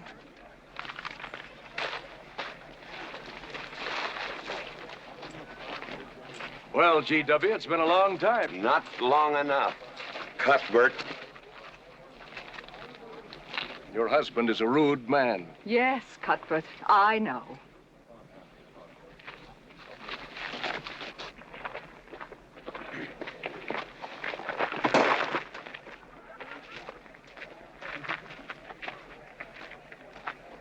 Where you want the Indians, Mr. McLintock? Mr. McLintock is not running this hearing. Sergeant, seat those Indians. Yes, sir.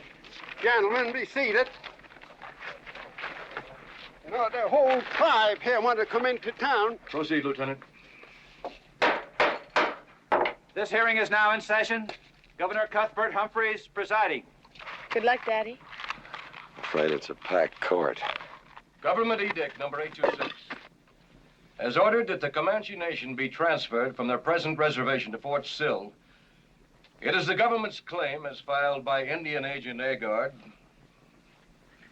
that these chiefs, after being released from prison by a kindly government, did then rouse and incite defiance among the tribe against said order. It seems, gentlemen, that although some of these chiefs speak English, Chief Puma is quite at home in our language, they have chosen Mr. McLintock to be their spokesman. I speak for the Comanche. Or rather, I offer this translation. Proceed, Mr. McLintock.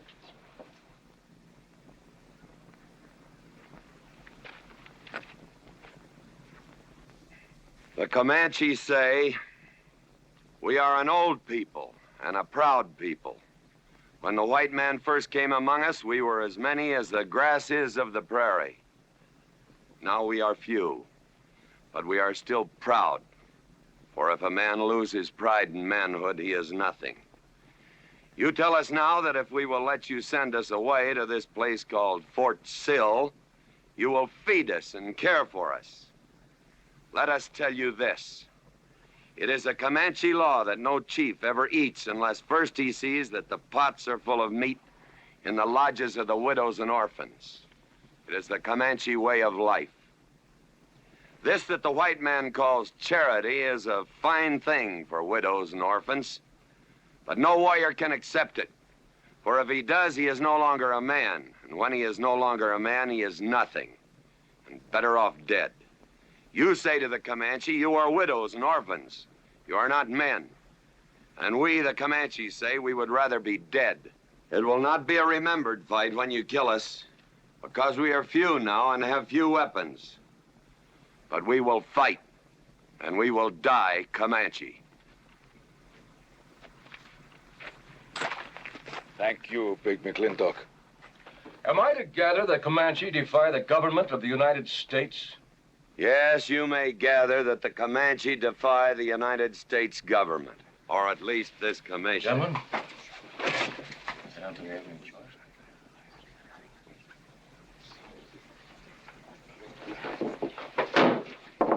It is the order of this court that these chiefs be incarcerated until such time as the detachment of United States cavalry be made available to escort them and the Comanche Nation to Fort Sill. This court is adjourned. Oh, McLintock! You are important chief amongst these white people. Sway them. Have them give us few guns to make the fight worthwhile. Let us have one last remembered fight for end of Comanche. I almost wish I could arrange that, Puma. Ahalani cha. Ahalani cha. Sergeant. Yes. Good God. Carry on. Gentlemen.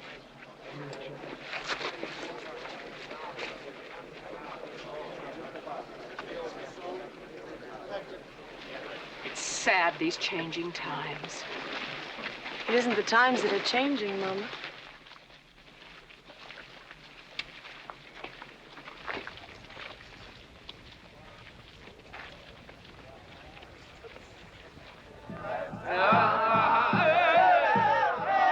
Yeah.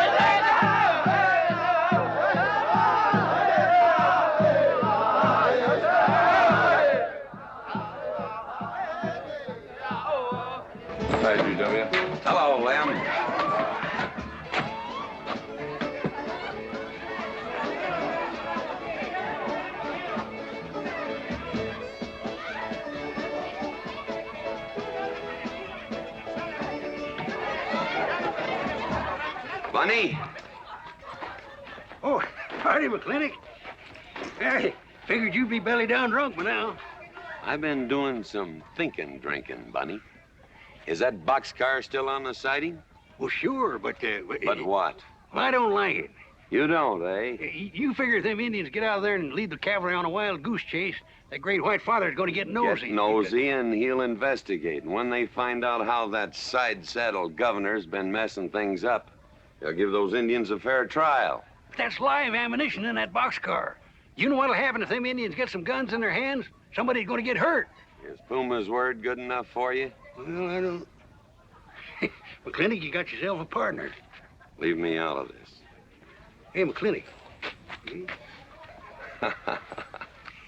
Good night, Bunny. Good night, Governor.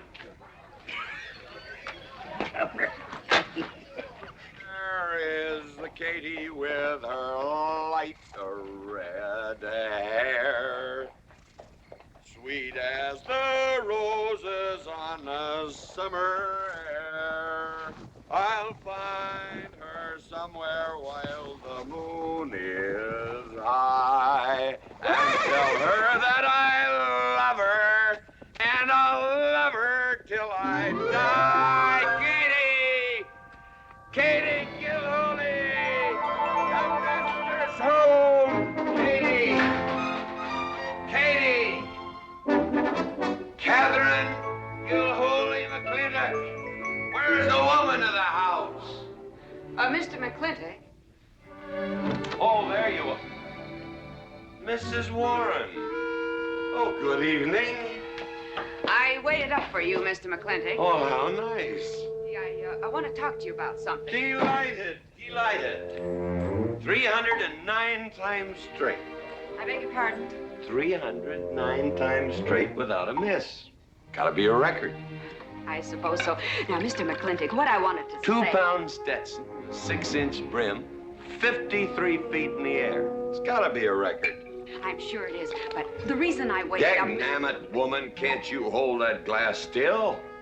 Of course, sir. Now, down the hatch to my world's record. Down the hatch. Yes, sir.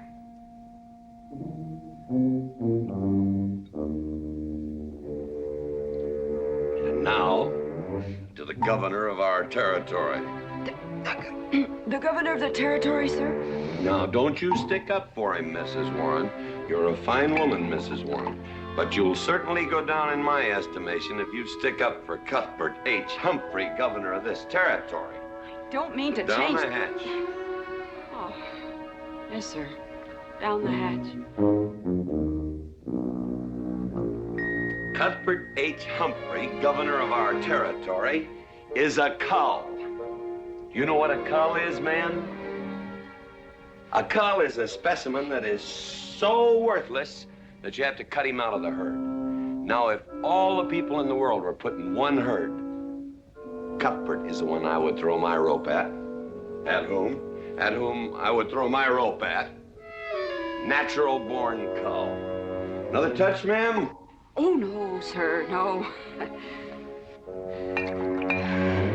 Well, I don't mind if I do. Good. Can't walk on one leg. Oh, I didn't mean to be vulgar, ma'am. Can't walk one limb. It's all right. Sounds silly. Only a bird can walk on a limb. You know my wife? Her name's Kate. She insists on being called Catherine. Do you know her? Of course, Mr. McLintock, and that's what I wanted to talk Well, to you. she thinks that Cuthbert H. Humphrey is panting for her like a bull buffalo at the first green up of spring. But what Cuthbert is panting for is my money. Don't make me feel like I'm drinking alone, ma'am. Very well, Mr. McLintock, if you insist. Down the hatch. Good.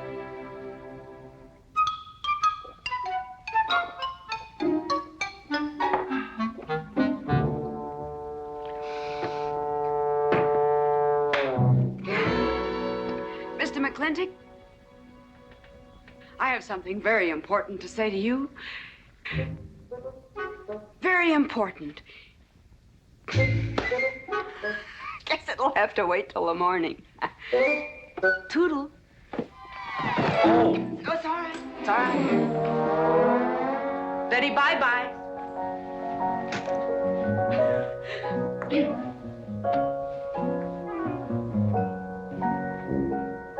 Whoops. Oh.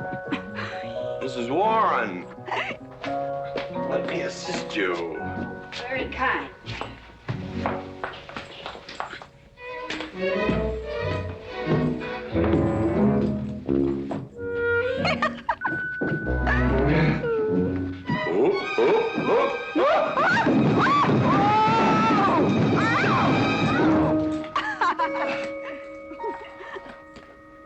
Whoops. What's going on here? Now, Catherine, are you going to believe what you see or what I tell you? Mrs. McLintock, hope you won't misunderstand. It's the first 100 women sitting on his lap that I misunderstood. Number 101 is quite simple. Now, G.W. McLintock, I have something. He's gone to sleep. Just when I know exactly what I want to say to him, he goes to sleep. I waited up to talk to Mr. McLintock. I wanted to tell him I was quitting. You see, Sheriff Lord has asked me to marry him, and... Oh, congratulations. I don't want to seem prudish, but if you are going to marry Sheriff Lord, it seems to me that you're sitting on the wrong man's lap.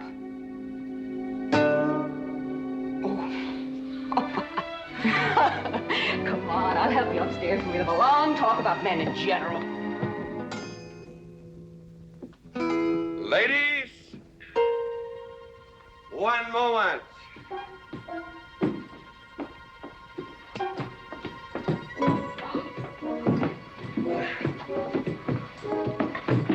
Oh! Watch out, you'll get us all killed. Oh!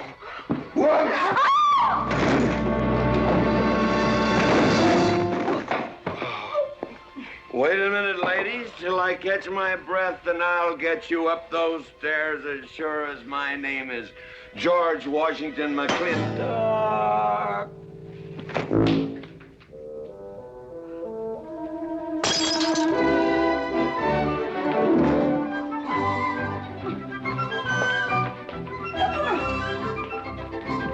You may be quitting, Mrs. Wallace. Mrs. Ward. But not tomorrow. I want my breakfast in bed. I want to... I know. Toast, lightly brown. Somebody sure put a knob on my skull. Here's Katie. I'm speaking. Katie, why? There Mrs. Warren was there. Oh. And there you was there. Oh. And there that whiskey bottle was there. Oh. And Katie's temper being what Katie's temper is, well, there you are. Drago, old friend. Huh? My wife does not understand me. Why, she being different than any other man. Come on, I gotta get you upstairs. Get you ready for that big celebration tomorrow.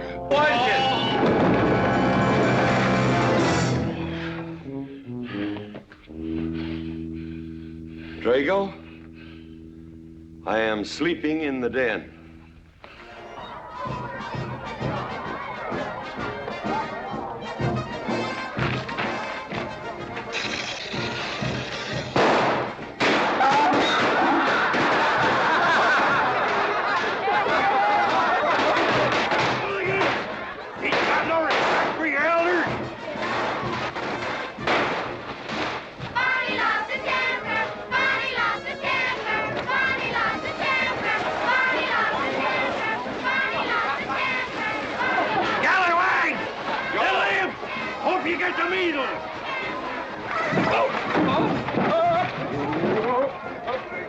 Come on, get him aboard. Is everybody ready? Man in number 5 needs a flank cinch. Get him one. Let us know when you're ready. Ladies and gentlemen, it is my honor to present to you the governor of our territory, Cuthbert H. Humphreys. Thank you, Mayor. My friends and citizens of this great territory, this is the 9th consecutive year it has been my privilege and my pleasure to inaugurate the McLintock 4th of July celebration.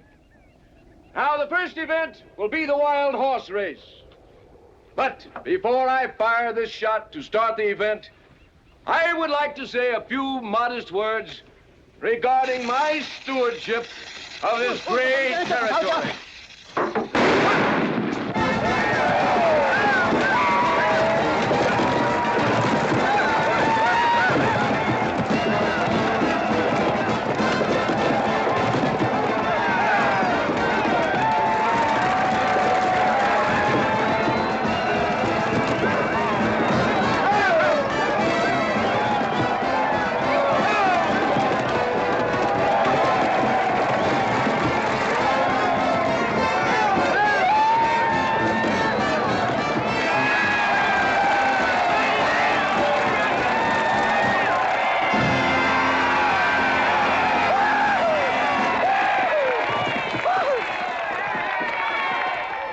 Professor Birnbaum.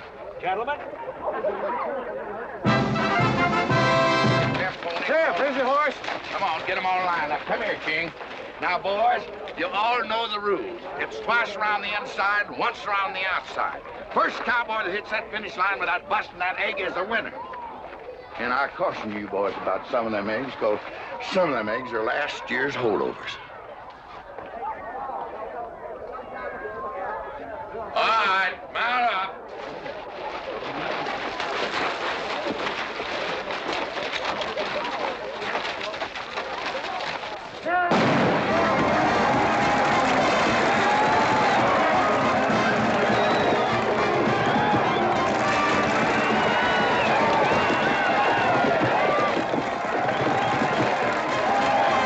Catherine, my dear, you seem to be enjoying yourself. Oh, yes.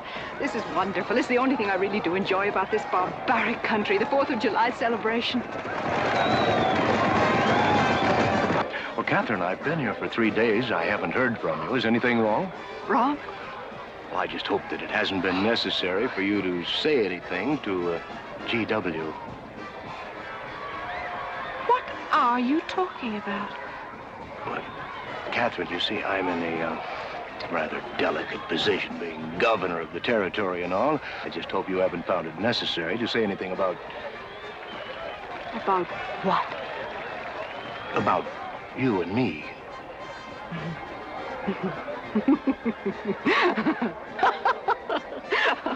Why, you pompous windbag.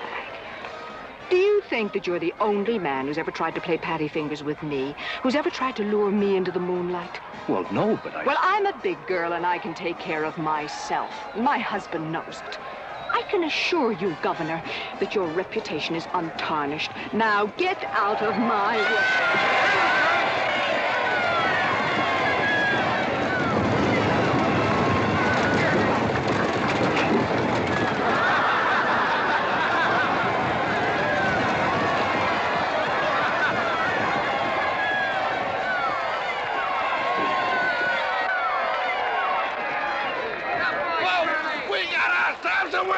Curly Fletcher! Muzzles up, Curly! Give me the egg.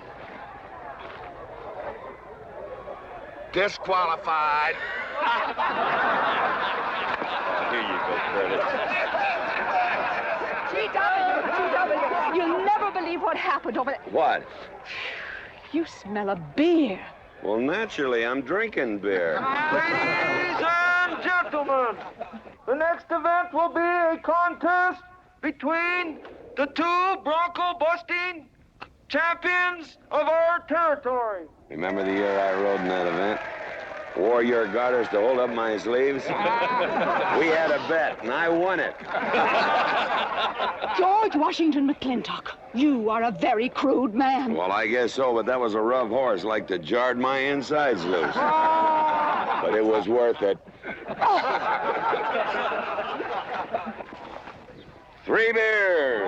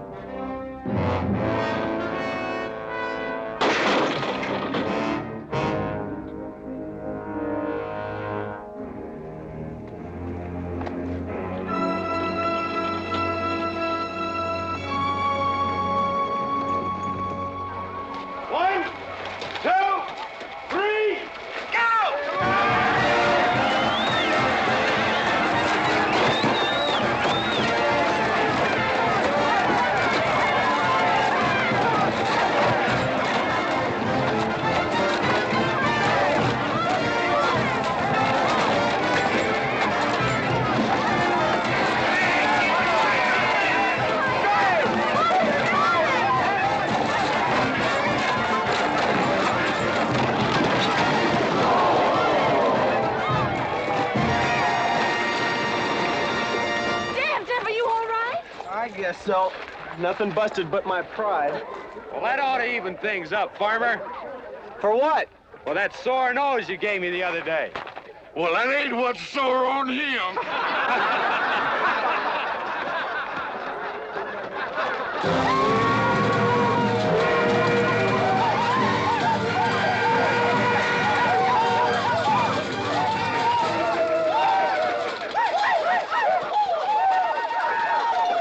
The closing event is the cow pony race. The finish line is at the barbecue. So start meandering. Come on. Now, what is that, false courage? Why, you know a Douglas doesn't ever use a thing like that. I want you to get on that horse, get out in front, and stay out in front. I'll be out front, Dad. All the way. Good boy. Now remember, stay out in front. That Agamemnon's a good horse.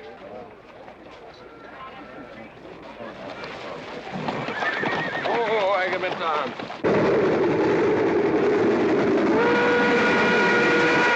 11:40 and she's on time.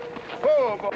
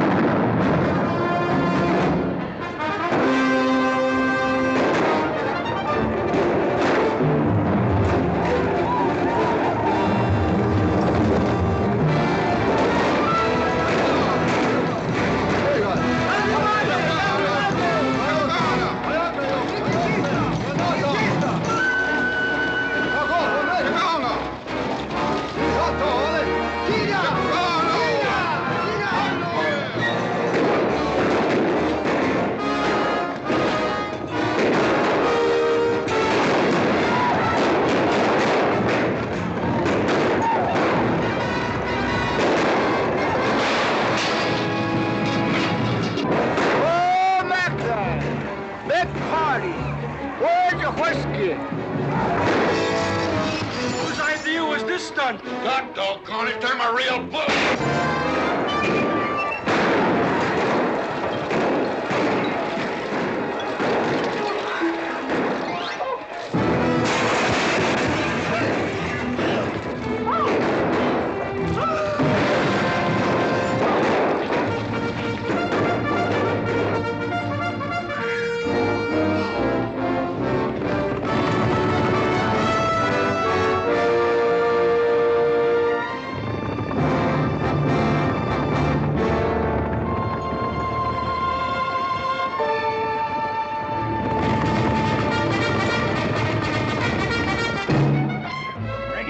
Excitement you'd want for one 4th of July, eh? Puma finally got his way, but I reckon he's riding out his last war party.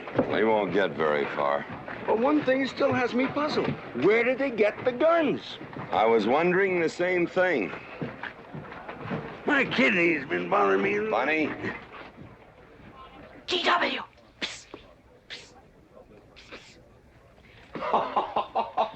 What an idiotic joke. Joke? Do you think that was a joke? Oh, shut up. Do you want everybody in town to see me? You look good in feathers. Oh. Dev, I think they've gone. Yeah. What are you going to do about it? What can I do? Nothing. Just like you've always done.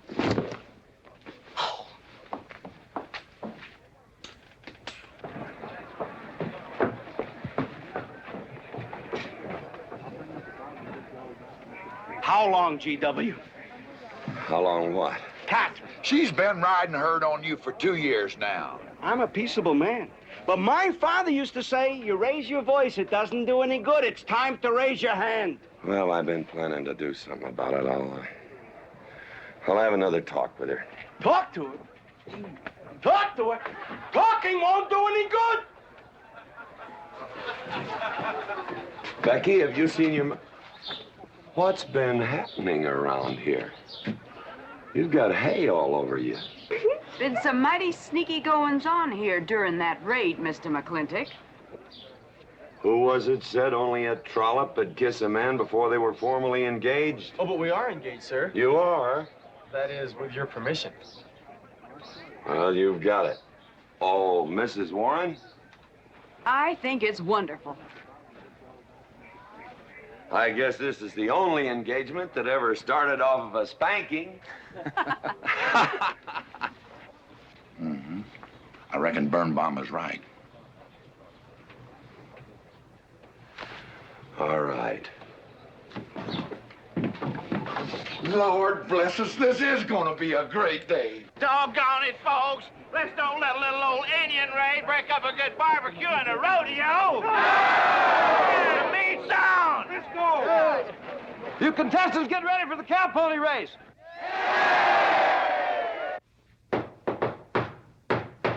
Who is it? It's me. Let me in. Not now. Right now. Are you insane? I want to talk to you. It'll have to wait. I've taken all I'm going to take from you. You are insane. You are going to tell me why you packed up, picked up, and walked out on me. 2 years ago, you remember, you came home from Denver with lipstick all over your car.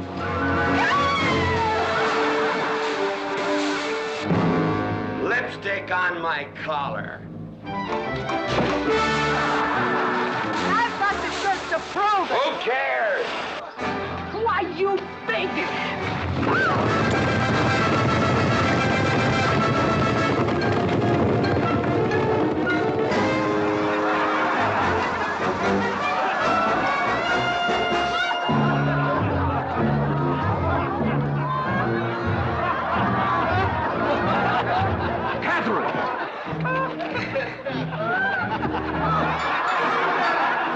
GW, you are a ruffian.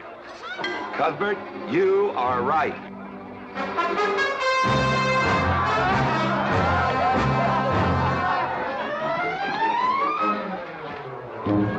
Well, what kind of a family is that? The best. And dangerous, son. Who won the race? Who cares, Hagar? History's being made.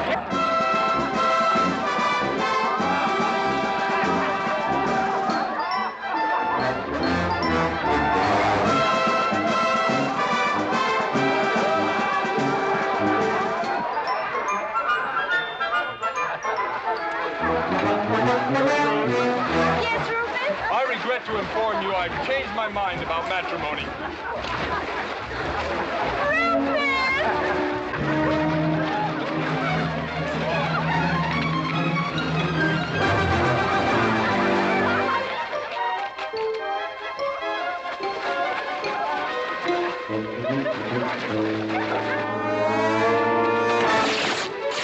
Hey, Mrs. McLintock!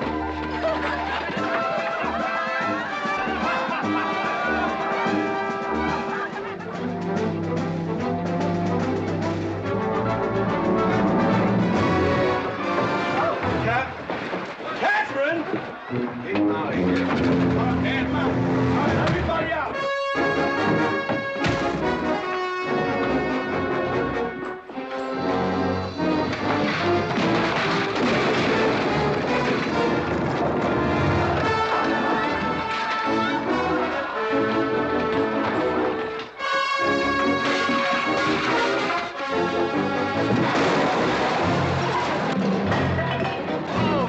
Looks like GW is buying out the whole store. I'm afraid you're right.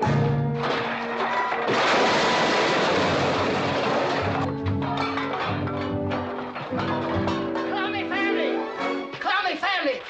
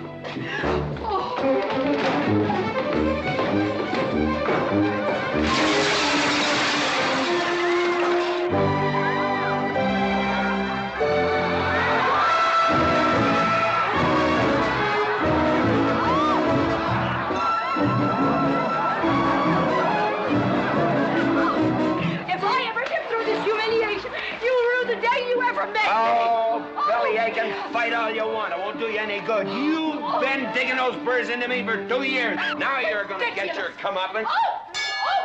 Thanks. My father would be proud of you! And I'll make you prouder.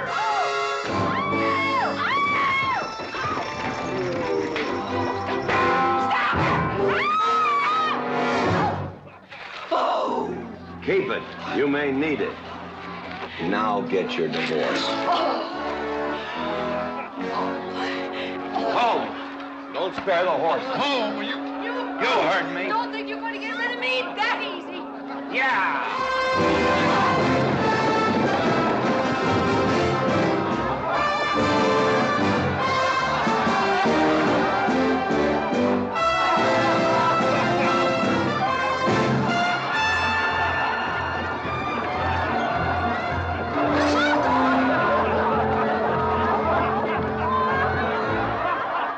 No more living in the capital? No.